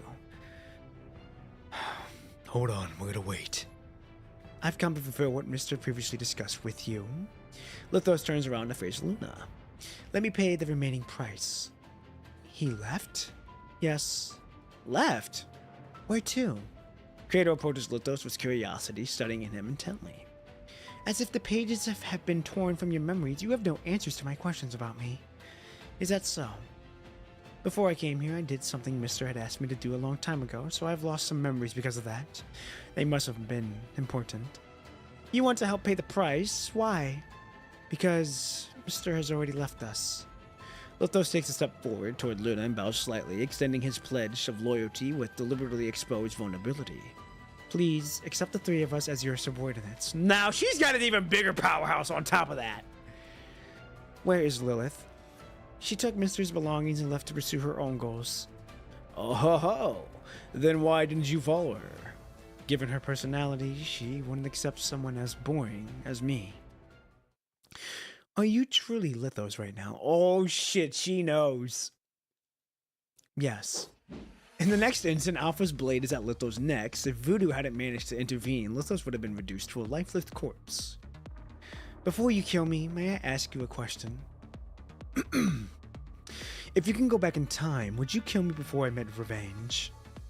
The boy holds out his offering pose, letting vital fluid trickle down his neck.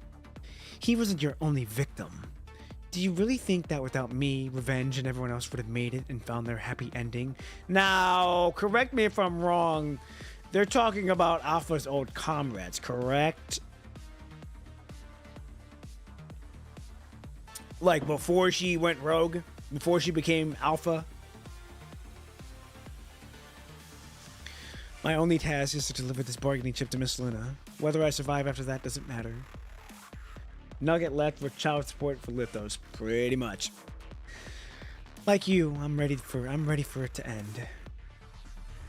Revenge is the old Commandant of Grey Raven. Okay, I knew it had something to do with their past. I just didn't remember if it was them or someone else. But Revenge is the old Commandant. Okay.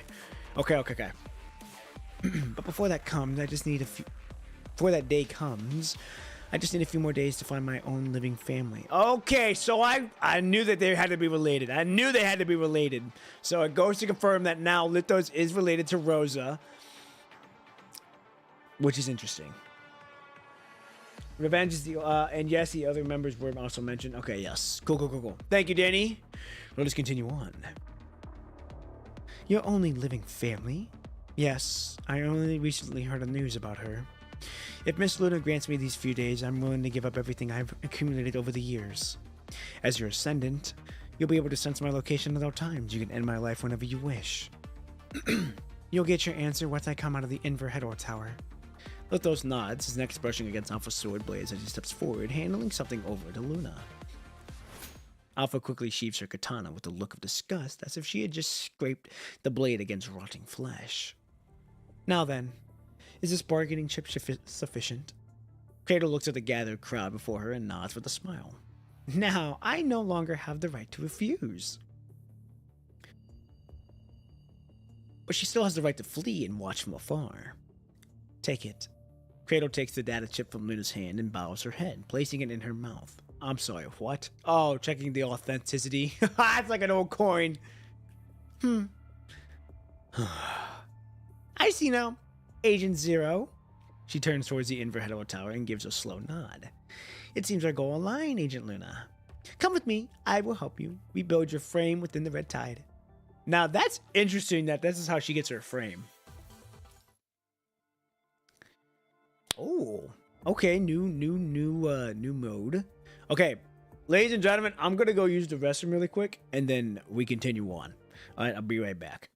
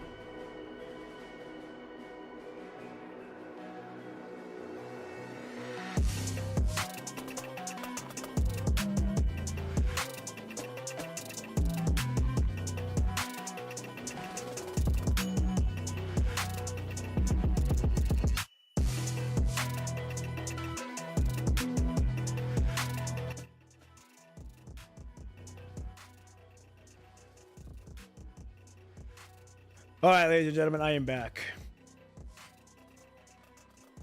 Okay. All right. We are good to go. Let me make sure everything else is fine. Cool, cool. We're good. All right. All right. Ladies and gentlemen, episode 10. Breaking point. I would no longer turn a blind eye. Oh, wait. Grab that. Now we got started. Following behind Gradle, the group ventures into the deepest part of the hetero zone. Everyone stands by the crimson pool, watching as she submerges her hands into the red tide. Go ahead. I've shaped the red tide into her. I've shaped the red tide here into an ordered pattern. Just find the right interference, and it should ease the burden on you. Shouldn't we turn the red tide into something we can hold first? No need. This is similar to the giant whale from your memories. We just need to enter it. Or if you find a consciousness capable of containing this, I could try to replicate the same thing here. The girl cast a meaningful glance at you behind her with a mesmerizing eyes. What? But I've heard when humans die directly in the red tide, their consciousness rarely stay intact. Converting to minds would be safer. There's no need. Establish a deep mind connection with me. You have something else in mind? I thought we only need to stabilize your mind. A deep mind connection isn't really necessary, is it? This is a rare opportunity. Don't you want to see everything I can see, even if it's dangerous? Alright, fine. Commandant, but... Don't worry. I made some preparations before coming here. Liv looks like she's about to say something, but her eyes shift between the surrounding ascendants and Inverhead Tower. Now shrouded in purple mist, in the end, she quietly steps back to your side, a concern written all over her face. However, establishing a deep mind connection with the descendant here would leave me immobilized as well. I can't be certain what will happen to you after you enter the red tide. If you're worried about the traps hidden in the red tide to deal with the gray ravens. She steals a glance at Cradle from the corner of her eye. Wait until everything is confirmed before initiating a deep mind connection with me. This was meant to benefit you. For now, just focus on getting ready. Well then, let's get started, Luna. In silence, she steps forward and places her hand in your palm.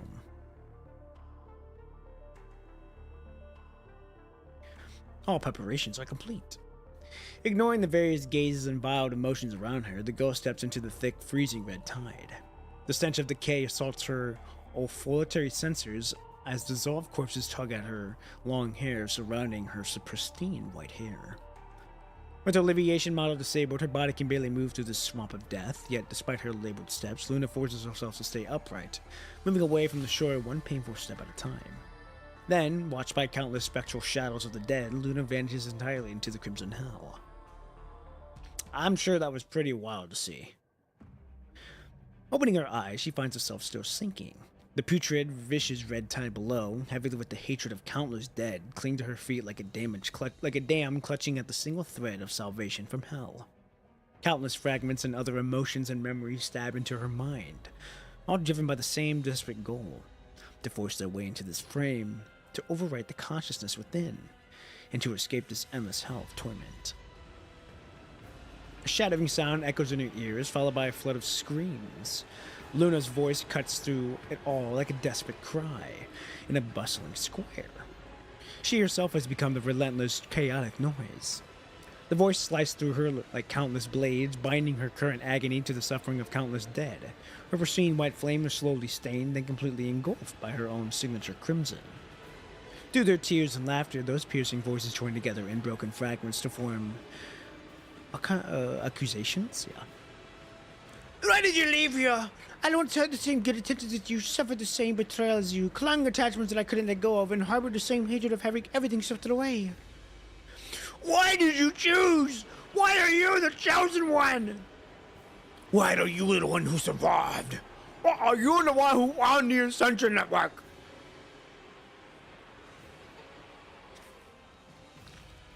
Luna struggles, but the mire of the punishing virus is already beyond the control of the agent who is on the verge of going haywire. She can only cling to that soul mind beacon, struggling to regain control of her body. The more she struggles, the more her consciousness descends into chaos. Once again, she hears the shattering sound. A fragment of consciousness breaks away from Luna, merging with the red tide. The dispersing punishing virus rises from the lake's surface, melting into the thin mist. Gently, through that torn fragment of consciousness, Luna gazes back at that thin mist, herself. Through the hazy awareness, it perceives traces of wind, the swaying silhouettes of leaves, the crowd waiting by the lake. Litho stands motionless in place. Roland keeps his gaze fixed on where she vanished. Lamia seems to sense something, looking around alertly. Sister. As if hearing the voices of the mist, Luna, Alpha, raises her head from the lakeside. You've been quiet this whole time. Wait, is this us? No. Can't be. We're in a deep mind. I'm assuming this is Lucia. You've been quiet this whole time. Is it because of Luna? She hears the human standing in the mist, speaking to Lucia in the hushed voice. The two remain silent for a long while, and only as the thin mist begins to fade does the answer finally come. When we left Babylonia, people were still dealing with the aftermath of the explosion. Many haven't found proper shelter yet. The same goes for the Enver Hetero Tower in Clean Zone. At a time like this, our only lead is that it might be connected to the Ascension Network. As the other sister speaks these words, she takes the human hands in hers as if checking they're still unharmed. Back in City 75, I wanted to save Luna too, but now... What right do I have to save her? Neither I nor Grey Raven want to see you in danger again. If what happened last time repeats itself...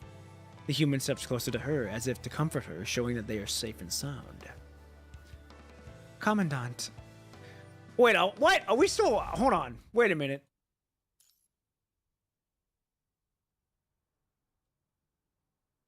I thought we were, like, unconscious and immobilized. I didn't know we were still moving.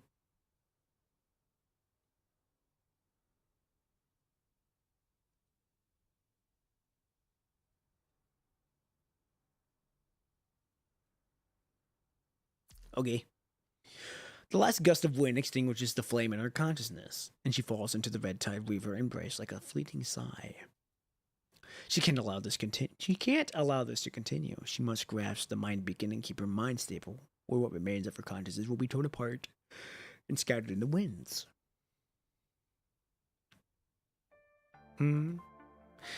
In this fleeting moment of chance, the weaver of the red tide seizes the consciousness with all the fences stripped away, and deep knowledge once glimpsed by the agent flows into Cradle's eyes. The will of the Ascension Network. Agents? Consciousness data? Oh, we did it with our mind. Okay. I'm like, we are conscious. Why are we hugging her now?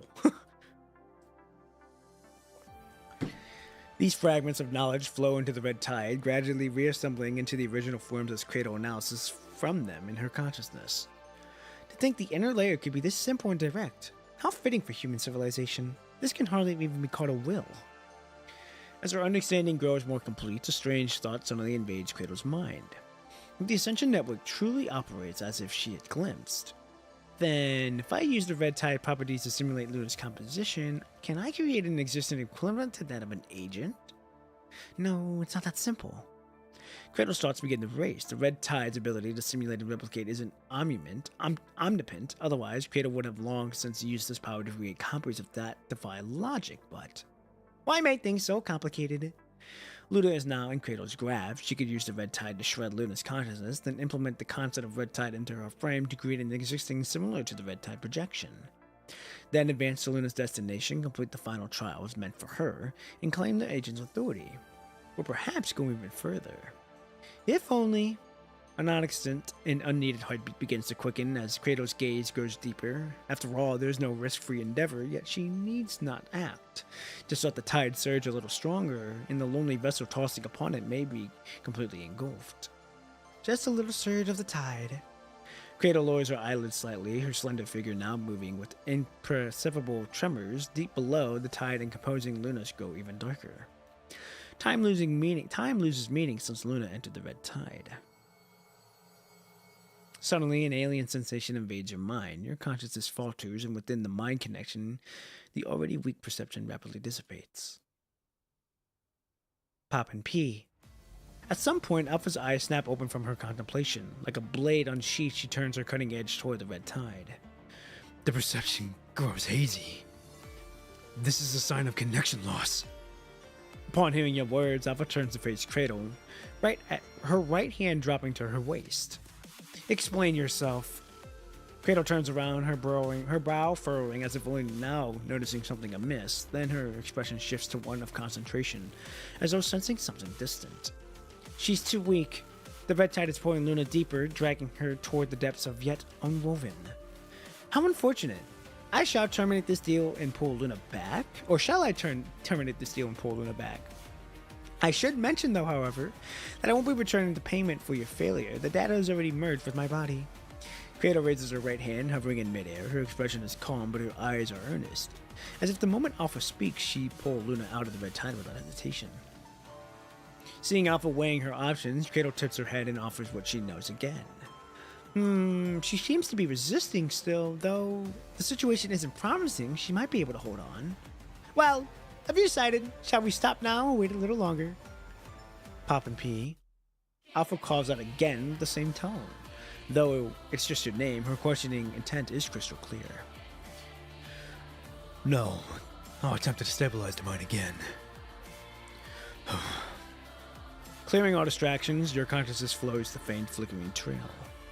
After several twists and turns, finally your consciousness latches on to Luna's trace. Is it just an accident? Luna appears to be safe. Just as the perceived information is about to be voiced, that same unsettling sensation strikes you again, though the days that follows, a low, resentful growl reaches your ears. Hey, duh. Splash. The roar of the red tide drowns out of the growl as if suffocating pressure tears your consciousness to shreds.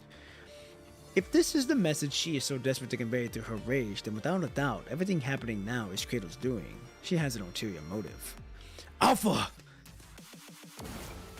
Alpha draws her blade without hesitation. At the same instant, Cradle raises both hands, and the red tide, docile as a lamb mere moments ago, erupts into towering waves that reach height of the trees. Hetero creatures materialize in space between, surging forward the grotesque faces. Chaos erupts in an instant. Ah! What in the world is happening? Lee, the plan has been moved up. Copy that. Huh? What plan? Nobody told about any plan. Liv, stay with Commandant. The rear should be safe ground, unless we're worried about the Count among us as threats. Far from the feeling displeased by Lucia's command, Roland doesn't linger. He immediately exposes his back to Lucia without reservation, rushing toward to assist Alpha. What does it mean? What about Lithos? Can he be a part of the scheme too? I'll go check. Following the order, Lamia swiftly moves into position between Lithos' group and the Ray Raven squad. As she moves, she gradually grasps the intentions of Roland and the Commandant. Betrayal in return for kindness. It seems even among ascendants, trickery is a norm. Absorbing the chaos from a distance, Tiso lets out a low grunt. Before he can make a move, Lithos steps in to stop him. We shouldn't meddle in Miss Luna's conflict. Acting in our own will only mark us as enemies. Look, Lamia is watching us from here. Having pointed to the empty space beside him, he pulls back his hand, simultaneously catching and dissolving a hetero creature that had been lurking near Grey Raven. With another wave of his hand, he signals the three to retreat further. Forgive me, Lamia, but our inaction now is the only way to prove we mean no harm. Before leaving, he turns and speaks to something empty space. If things become dire, you know where to find us. Then, Lithos walks up to Voodoo and Teasel, lowering his voice to a whisper. If things go south, leave immediately. No need to waste your lives here. There might be salvation waiting for you, Lilith. I've said it before. She reminds me of another despicable woman. I'll never go to her help. Are you leaving? I made a promise to Mister. Besides, I don't believe Miss Luna will fail so easily. All right. Lithos lifts his face, his gaze piercing through the battlefield as if cutting through the raging crimson tide, settling on someone in the distance.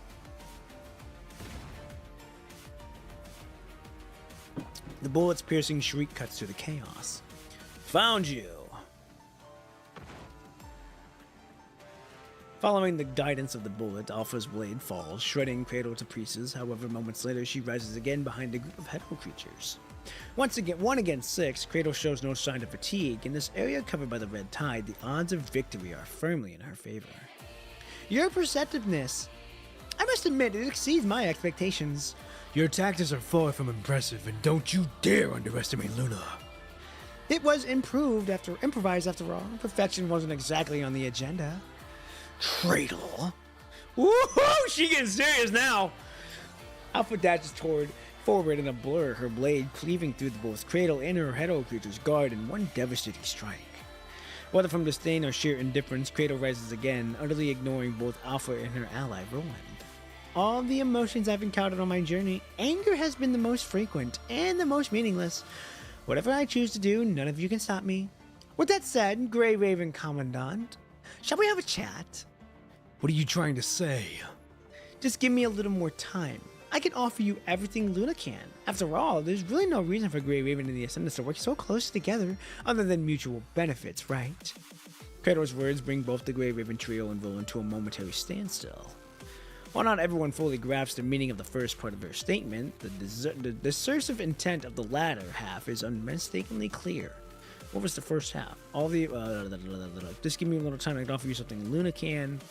After all, there's really no reason. Okay, so that part is what's throwing everyone off. Give me a little more time. I can offer you everything Luna can. I wonder if she's meaning that she wants to become an Ascendant, maybe. But she's the will of the Red Tide. Maybe she becomes something more than that? Not entirely sure.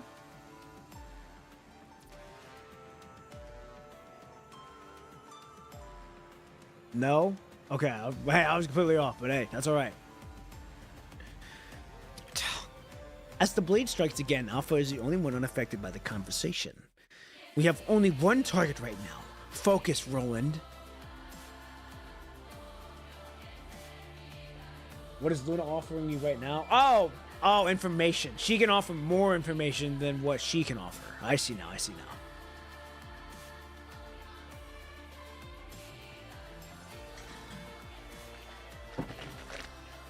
I mean, information would be nice, but at the same time, it's Cradle. With a flourish of her blade and the tower thingy. True. So she... Basically, what she's proposing, then she can offer more than what Luna knows, plus more. That's interesting. With the flourish of her blade, Alpha flicks away the hetero creature for a minute. Her gaze sweeps across the Grey Raven squad before coming to a rest.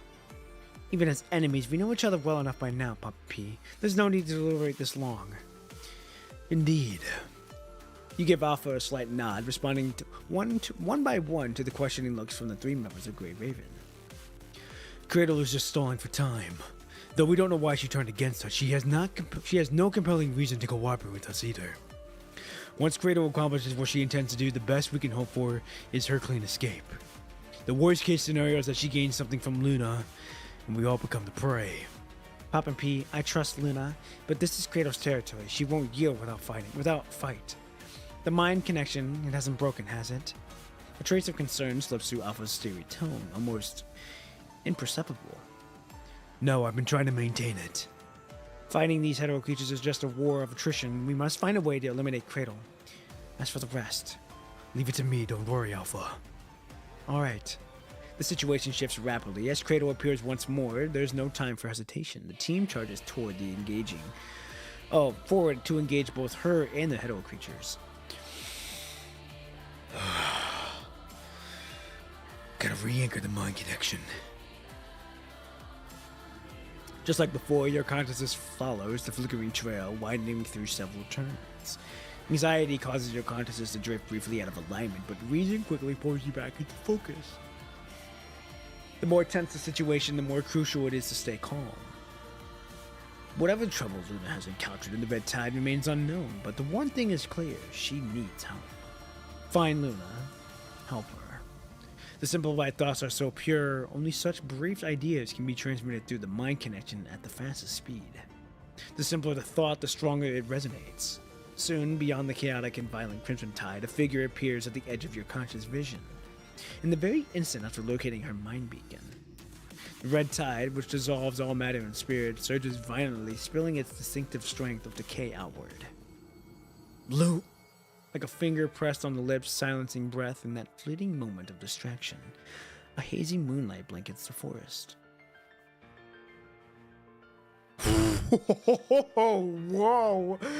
Okay, that's fucking wild. She's putting her lips on her hand and finger on my lips while giving me that look is fucking insane. She raises her hand silently, pointing at Kratos, who is still stunned when Alpha arrives just in time to block her path. This method won't work. Before she could finish her sentence, the punishing virus in the air crystallizes into countless spikes, impaling Kratos. Luna's lips curl upward, her hollow eyes dancing between fury and amusement. Her indifferent hands close gently, and Hetero creatures formed of the punishing virus is completely shrewd into fragments of its original material. With a broken sneer, she tumbles into the red tide. She's not completely destroyed! Just as Kratos' fragments are about to fall into the red tide, they're met by humanity's answer, the Omega weapon. At last, silence reclaims everything. Alpha rushes to the shore, catching Luna's body as it falls from the sky. Clearly, that battle has pushed her to the absolute limit. Luna! Thank you for your final help, Papa P. Hey! That's what we're here for! That's what we're here for! God damn, she looked good! The young girl quietly closes her eyes in her sister's embrace. That was really fucking good. Alright. Episode 11. This will take us to the final. This will be the final episode for the stream, and then we'll end it there. And then Tuesday will set us up very nicely with it. Alright. Bathed in crimson. Here we go. Shattered mirror. Luna in the forest falls silent as one. Alpha calls out her name, only to notice that the frame made of red tide is showing signs of decay, like a deteriorating human body. You direct Lamia to control the punishing virus in her body, allowing Liv to examine the slumbering figure. How is it? Her mind is in complete chaos and is not even fully intact. The missing parts are mixed with corrupted data as if... like when you were using the Imperia frame? Liv hesitates for giving a nod. Back then, Liv's mind was torn apart by corruption. Our mind connection couldn't restore it. We couldn't even establish one. No matter how many times we called out to her, there was no response. Even an agent will be torn apart by punishing core once they lose control over it. Liv is standing here safe and sound now. What did you do back then? Back then? Lucia pauses, only opening her mouth to speak after making sure she can continue. I dove into the depths of Liv's mind and helped Commandant reestablish a remote connection. Once we stabilized Liv, we took her back for treatment. Should we take Luna to Babylonia? That's impossible. Alpha brows furrow. The scars of Project Winter still etched fresh in her mind. Yeah, since we did technically take her, even though it wasn't us that took her.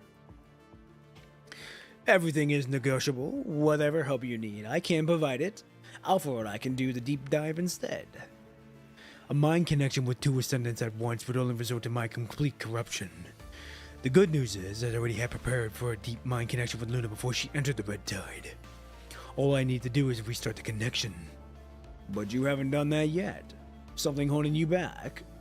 When establishing a deep mind connection with Imperia Frame, Commandant almost fell victim to the corrupted data. And it's an ascendant now. Both sides fall into silence.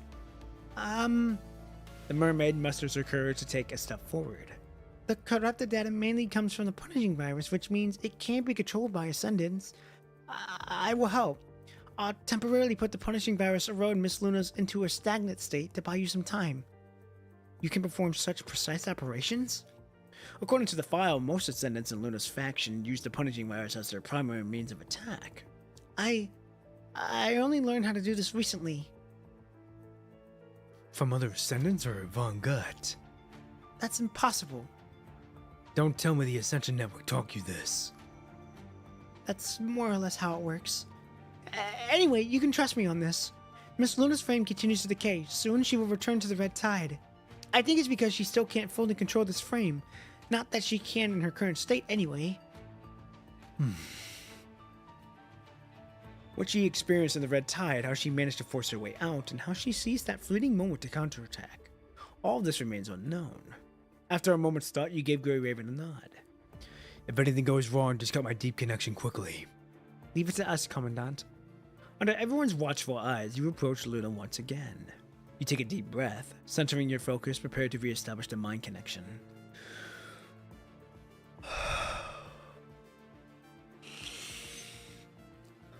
Let's begin.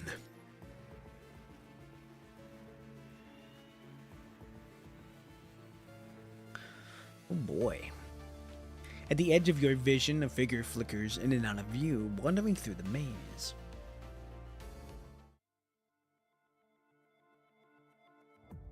Alright, here we go.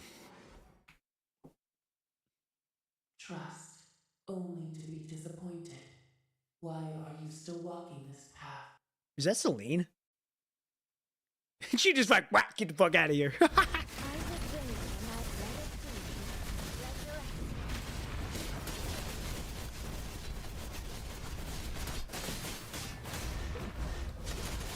Punishment. Okay. Here.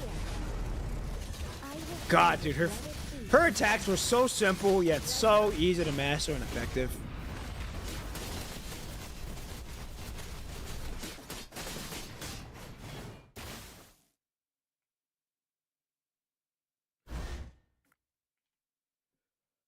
I don't think I can go back. No, we're going.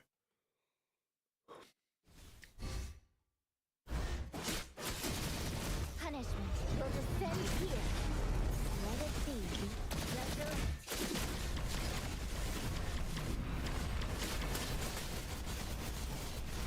Punishment. Will descend here. Bah.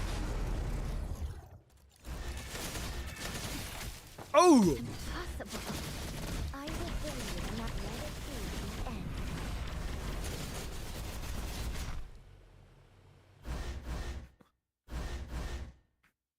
Turn back now. You will only find deceit and pain up ahead. She's like, bah, I don't give a fuck. Now, if we do turn around, what happens? Nothing happens. Okay, we're going this way.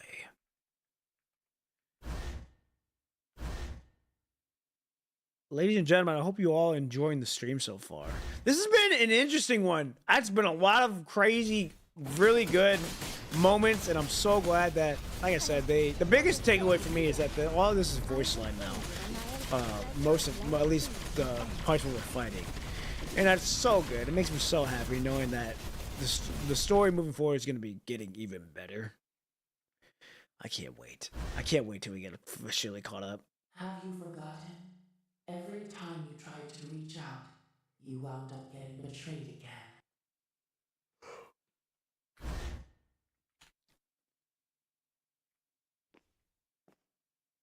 Oh, is that Alpha? Go home, Luna. Your tricks are truly clumsy. She's like, wow. We're still trying to get to that big old fucking building. I know that. I have no clue what's over there, but I know we're trying to get there. Why am I stuck? Oh, we gotta go this way. It's about to begin. Yeah. I know.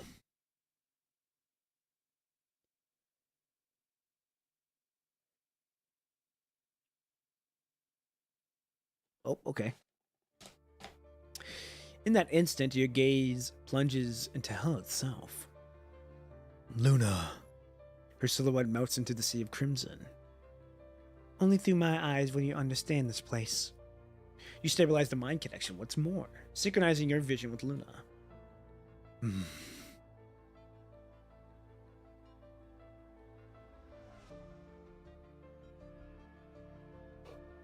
Those once abstract and incomprehensible contaminated data now takes a tangible form through Luna's eyes. Corpses. Thankfully, due to Lamia's intervention, these corpses have ceased moving, frozen into place like puppets.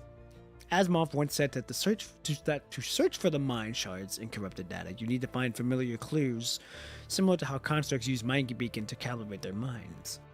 But the current situation seems different from what happened to Liv. Sensing the hesitation turns... Oh wait, fuck me. Sensing the hesitation, Luna turns back. Her crimson form changed. You don't need to do anything. Just stay here and be my beacon. This isn't my first time searching for my mind shards in the punishing virus corrupted data. Not your first time. Does it happen often? No, it only happened 3 times. The first was shortly after I became an agent. Punishing isn't merely a tool for agents, it's more like fire. One small mistake and it would tear its user apart. What does it feel like? At first, it just felt like my mind filled with thoughts that weren't my own. Later, it was like being trapped in a dream I couldn't wake from. A fragment of my consciousness drifted into someone else's world and I slowly forgot who I was. When you weren't around, before things became irreversible, it was usually my sister who would wake me up. But this time we faced a red tide and the level of corruption. Even she agreed that I should seek you out. You exchanged wordless glances and followed Luna deeper into the unknown. After trudging through the endless expanse of crimson, when your vision became rarely strained, the girl finally kneels before a corpse. Found it. So this time, it's here. She gently takes the corpse's hand in hers. In an instant, a deafening shriek explodes in your ears. It is the lamentation of the entire era, the cries of those who struggled through the apocalypse. Now, death has resolved, and all their desperate cries and memories, storing them within the vessel of the punishing. Your mind shard is here because you were also like this. Before finishing the sentence, Luna shakes her head. It's not just me. Everyone who died here met the same fate. Only ascendants who pass the filtering can manifest themselves fully before others. She remains silent amid the lamentations for a long time, never letting go of her grip until she finds her own shard among them.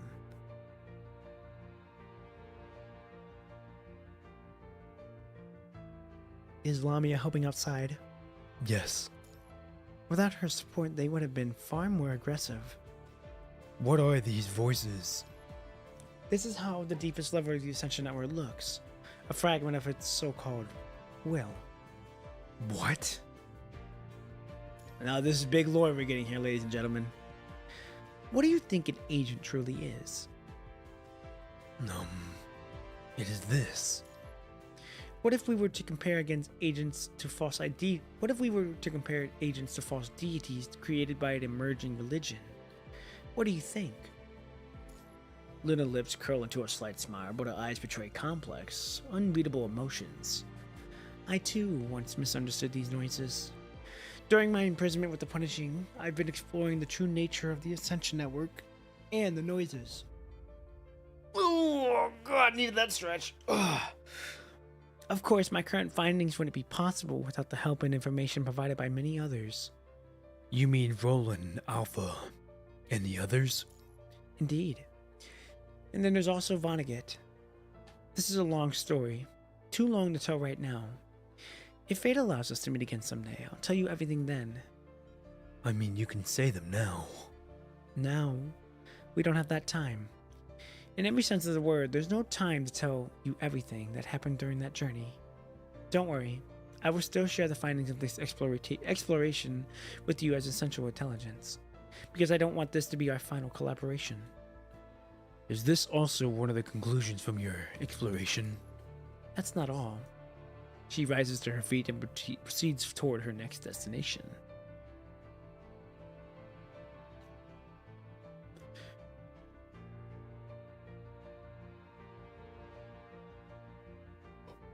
Even you, an Ascendant, can misinterpret the manifestations of the Ascension Network? You've been exposed to the corrupted data from the corrupted before, haven't you? Instead of answering, she poses her question. Back when Washu... You were able to understand the corrupted data back then? It's far too chaotic. It was the same for me. Back then, I wielded the power granted by the Ascension Network, yet I couldn't comprehend its true nature. Luna's redemption arc happening before our eyes, pretty much. From mass murderer to less murderer. Pretty much, she's like, well, I don't want to do too much murdering, but... She gazes at the crimson path before her, falling silent for a moment. The will of the Ascension Networks generates noise. At its essence, it is nothing more than an yearnings of the masses, fractured incomplete desires. So it's basically a whole lot of people's desires turned into one will. But we kind of knew that a little bit because Luna's quote unquote will was just pure hatred. Seeing that it's not hatred anymore, well, it's still hatred, but not to the degree of what it is now. So I'm assuming she's having to find other people's desires that are not as fucked, I'm guessing. Anakin! Good morning, good evening, good afternoon! Hello, hello, hello! Hope you're having a good weekend so far. Hope it's doing well for you. And it's doing pretty well, kickstarting off well. Mine's pretty good. Slept like shit because I had to save my pigs, but you know what? We ball, and we're here. So, but you're on the end. You're calling in the end part of the stream now. We're getting ready to end stream, but we're learning a lot of lore right now. I guess she's trying to interpret all the voices differently. Not sure. You're only one chapter ahead of you. Damn. It's crazy to see how far I've come, knowing that I'm like now up to the main parts. Because I know when Carefree Dot was doing his video, he said he was on 31, or he just got done with 31, so he's getting ready to do 32 or the floating records, one of the two. So the fact that I started like 6 months ago, and he's up to here now, it's pretty insane to see. And on top of that, you're like one chapter ahead of me too, and I started this like 6 months ago, and it's fucking insane. A bit late today. I'm going on vacation tomorrow, so we gotta prepare stuff. You know how it is. Oh yeah, of course, I know how it is. My family's out on a little vacation right now, so I know how it is. Packing the day before you leave. So hey, that's awesome, man. Hope you have a good vacation. Hope you be safe and enjoy the time with the people you care for. So that's good. That's awesome, man. Hope you stay safe out there. You are pretty far. You are basically on par with the patch. Yeah, dude, it's insane now. It's insane of how far we've come. And look how far we've grown, you know? And this is only the beginning. This is only the beginning of everything, and something truly, truly special. And I'm super grateful to be in this position. I'm super grateful that we finally made it to this position. You know, to think that I started in, I think it was Chrome's chapter, and now we're here. So insane. So insane to think about that. Come a long way, ladies and gentlemen. And we've still got so much more to go to. Here we go. The mass desires have never been in harmony. Some carry hatred with them. These are the voices that the first resonated with me. Others are driven by love, voices of attachment and protection. After I gradually lost my hatred, they granted me a second chance, enabling me to leave the moon. Okay, so it does confirm with what Carefree Dot was saying then. There's different wills. So Cradle then is essentially the masses of whatever the fuck they are wanting, which I'm guessing is like to be born again, to live in the world again, maybe. But I don't know. And now we've got the third one, but I wonder what the third one is now. So she's gone through two different wills now. We're getting ready to see what the third will is. Or, well, we see it now, but we just don't know what exactly that will is exactly. As I said before, apart from the thing you unleashed from Gasalt, the remaining agents are nothing but false gods created by an emerging cult. No matter the form, as long as the emotion is strong enough, there will always be a will within the Ascension Network that aligns with an agent. She halts at the edge of the abyss to bring her hands into the deep, silent darkness. Immediately, that piercing sound strikes you once again. This time, however, the cries are mostly filled with remorse. Oh, you can hear the people scream too.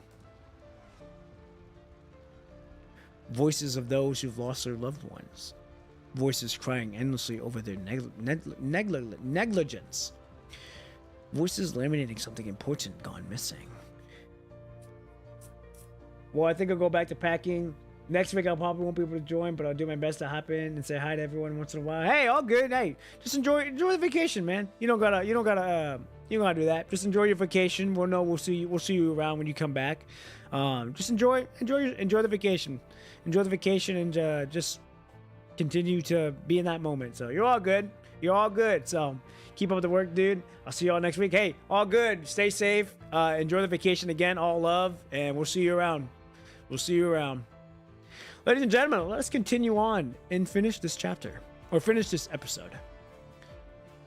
Luna remains silent until she embraces her own shard. In that moment, you seem to hear a faint voice of her. Even the canned food was taken from me. Why do I always end up being a burden to my sister? All of this is data from the dead. Not just that, there are also parts warped by the very nature of the punishing itself. They still live within the punishing. The devotees sacrificed to false gods to fulfill their wishes, and the master's desires preserved within punishing respond to agents who share their emotions. The devotees sacrificed to false gods to fulfill their wishes. The masses, the red tide, the punishing. And the master's desire preserved within the punishing respond to agents who share their emotions. So then the punishing, or the Ascension Network, basically filters to find someone who matches that and gives it the will. So they are like catalyst vessels. Yeah, so it's like, think of it as like, if you look at think of it like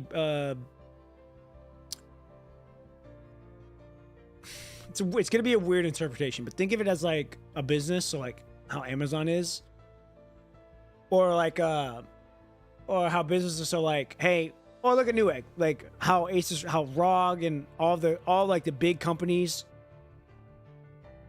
that's their product, and then they give it to Newegg, and then Newegg brings it out to the rest of the audience for them to find.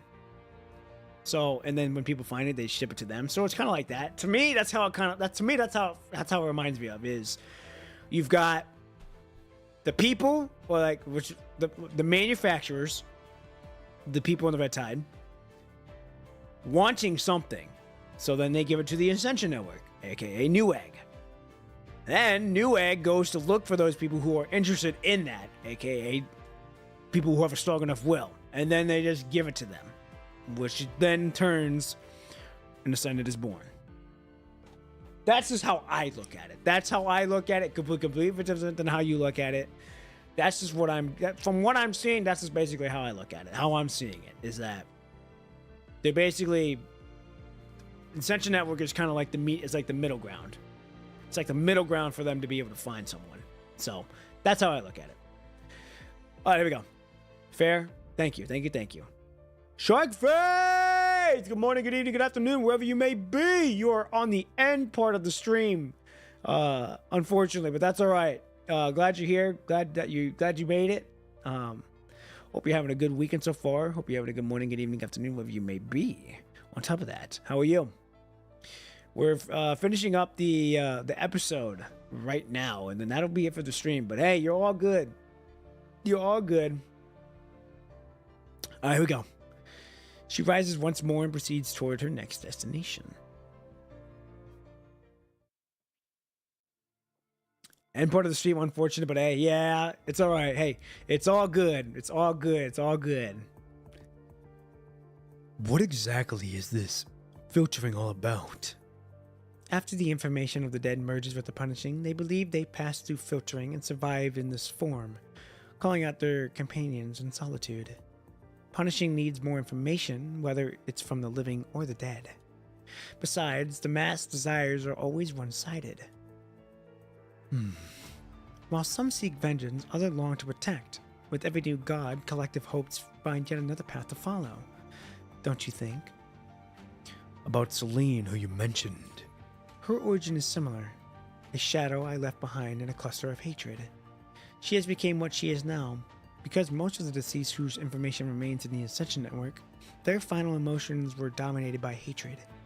She's like my mind replica, causing problems similar to what my sister had back then, but I'm an agent, and I can't sever my connection to the Ascension Network like my sister did. Oh. okay. So, whoa. Okay, so that means Alpha has no connection to the Ascension Network anymore. I forgot about that. I knew that she was fighting the Ascension Network before, and then she just like ended up cutting it off.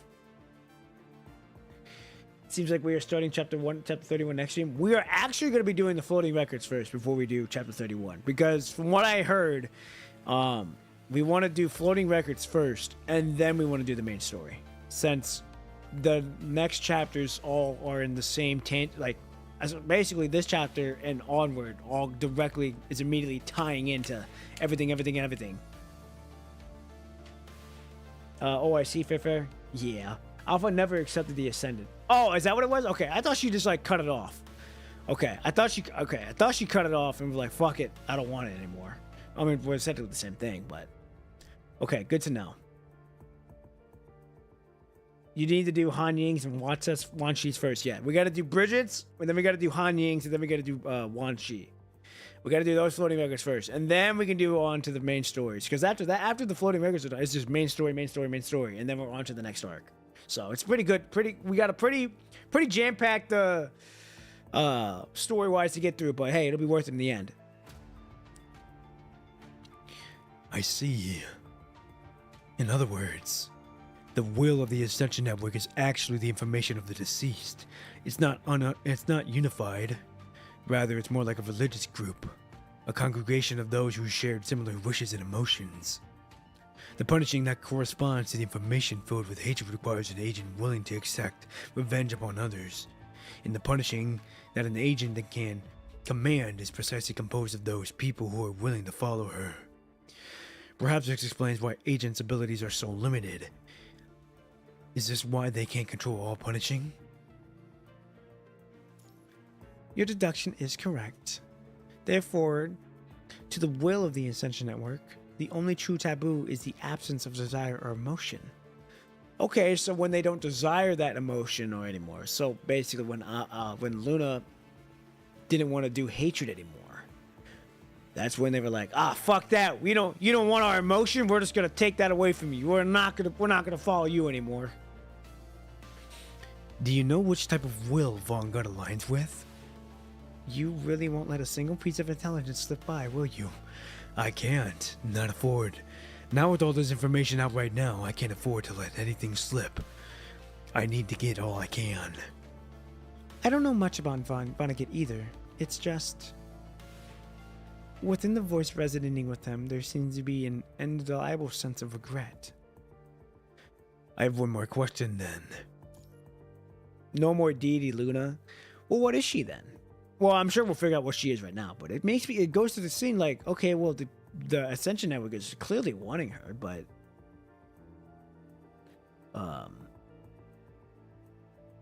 just don't know what it is. If you remember, Polar Response sets a lot of this up. Yeah, because I remember the biggest ones I remember is that it was invitation that we got from Dominique that Q sent us. As for her personified self, like the other Q we saw, I wonder if that was Q as the punishing. Like she's an ascendant, basically.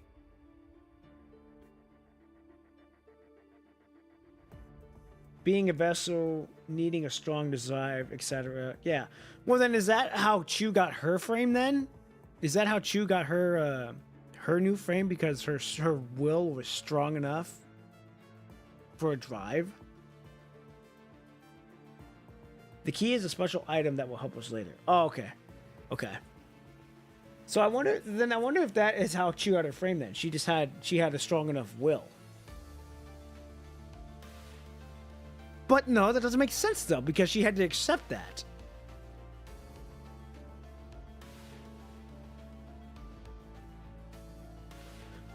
Big brain mode has been overdrive right now, but we're gonna go with that's how Chu got her frame. That's how Alpha got her frame then. But then rejected the frame, but they were like, fuck it, you can keep it. Okay. Huh. Fucking insane lore drop, ladies and gentlemen. I've answered enough of your questions. The rest can wait until our next collaboration. Luna falls silent and strides into the depths. Finding herself in voices of regret, she moves on toward those of desire. Then comes pride, rage, and love. Okay, so then, if we're gonna assume all of this is like right now, finding herself voices of regret. So regret maybe is Vonnegut. Then it's pride. I'm assuming is maybe Alpha? Rage would be maybe Roland. And love would be Lamia? But then again, these are all probably ones that are not manifested yet. They're just there waiting for the right person. Finally, she comes to a halt before the voice of hatred. This is the last... Oh, never mind. These are all her. Take that back. These are all her. This is the last me. Do you still hate humans? If I can count myself among the humans I despise, then yes. I still hate humanity all the same. It seems that journey of exploration has changed you as well. I just realized that I'm no different from these dead. Because fate has ruthlessly indiscriminate, it never favors anyone being more different, more diligent, or exceptional. And I just happen to be one of those she found the Ascension Network. Fortune is not just a blessing. It comes from responsibility and burden. Do you also come to this way? Indeed. Even though there's no time for me to tell what truly happened during that journey, I want to ask you something too, Luna. What kind of will are you standing by now? As she gazes down at the crimson tide surging through the abyss, Luna's lip curves into a smile. Oh, you ain't even gonna answer me, what you are? Go figure, blue ball me like that. Okay, well, ladies and gentlemen, that was very interesting. Huge lore drop. Carefree Dad's gonna be eating good with this one. Even though we already posted the video, I can't wait to watch it. A whole lot of lore drop. Basically, the red tide is a filter, which is, this is what it goes to say. It's refiltering, basically looking to see if you are matching with any desires that the masses have that were wanting to follow you. We learn more about Cradle, that I guess she's more a personified will, but like for what will it is, we don't know what. And then we know Vonnegut also has a will, but his, from what we know, something to do with regret. But he's also with our daughter, so she also has a part to play in that. And then we learned a lot of things, ladies and gentlemen. A whole lot of fucking lore that we dropped. Kratos has to be the will of evil, probably just because of how she handles herself and what she wants. Because, you know, hatred and evil are two completely different things. So it begs the question of, she probably has the will of evil. And that the people who are ascendants are basically, quote unquote, demigods, but, or deities, but not deities. But, so then it also goes that, Voodoo has a will. We don't know what her will is. We know Lithos has a will. We don't know what his is. And Tizo has a will that we don't know what his is. So it's very interesting on how, when you really look at it from a broader perspective, a lot of these have different will. A lot of the characters that we see that are ascendants have different wills. We just don't know what they are. So that's very interesting. But anyhow, that's going to do it for today's stream, ladies and gentlemen. We made a lot of headway. I think we are almost done with the chapter. We are... Oh, let me get the look. We are 65%, so we're almost there. For sure. I can't wait to get to the other chapters. Everything seems to be setting it up very nicely. The pacing is really good. Really enjoying the pacing. So far, we still got a long way to go, but hey, I'm here for it at all, and I can't wait. So, ladies and gentlemen, also be on the lookout for the next short film to be out relatively soon. I don't know when I'm going to be able to get it done, just because I'm working on a lot of things right now. So, do be patient with me, and it'll come out. It'll come out eventually. So, all right, ladies and gentlemen, I don't want to keep you guys here any more longer than needed. I thank you all for being here so much. Again, I'm very grateful that you all are here. I don't take your time for granted. I know you guys could be doing other things, but you decided to come out and watch me, and I'm so grateful that you guys do. So, I hope you guys enjoy your day, your morning, your evening, your afternoon, and I will see you all Tuesday morning, 6 a.m., where we will be attempting to finish Chapter 30, Stars Ensnared. Until then, I'm out. Peace!